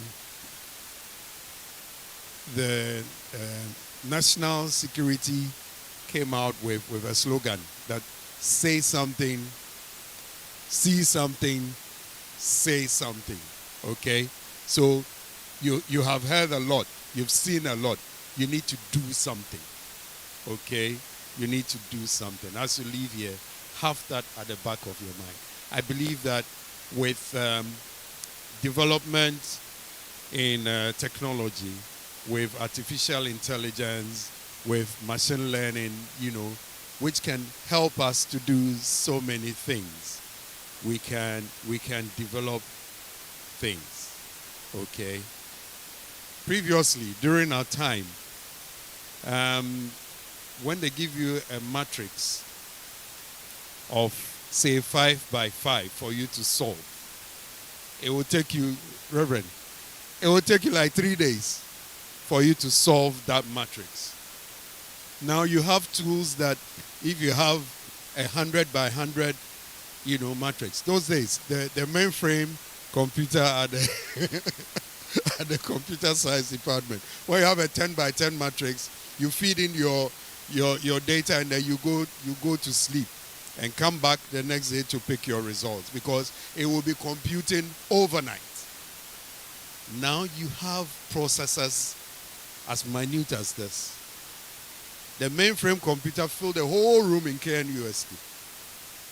Now your processors are as minute as this, and they are as fast as, you know, your mind can even comprehend. So we have the opportunities, and we can do so many things. Okay, so let's leave here with that challenge that we can do something, no matter how small it is, to be able to challenge, you know, decision makers, for us to be able to make an input into the development of our country. So thank you very much, and God bless you all.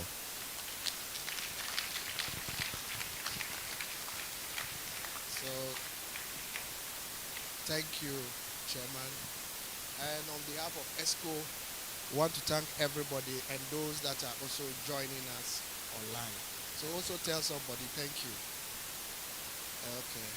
So Reverend, I'm also learning how to preach. Tell your neighbor, thank you. So tell your neighbor, they say thank you. Okay. So We'll take the closing prayer, and then we need your beautiful faces. So we'll take the group picture. We just want to organize ourselves. Then lunch is served. If you forget everything at all, don't forget to eat. So shall we please stand for Surveyor GS Emmanuel Afari, please come and give us the closing prayer. Right after that, the photo driver, please come and put us together, and then we have the faces captured. Shall we close our eyes? Those who don't want to close their eyes, they can open their eyes. Maybe we'll take their food from them. Heavenly Father, we thank you for this day. We thank you for the opportunities given us. We are very thankful for the transportation of everyone to this place, and we hope that everything we've learned here will be something that will guide us in all our endeavors. We pray that as we are living here, we come up with great ideas so that we implement things that will support our group. These are many things we ask in the name of Jesus Christ. Amen.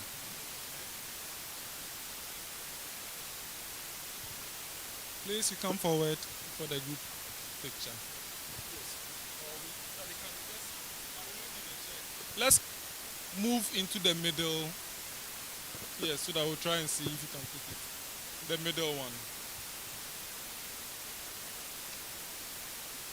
Where they can all sit in it.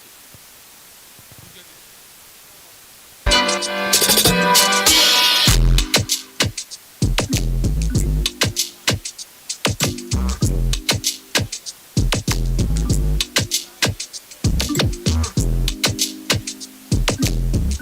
Purchase your tracks today.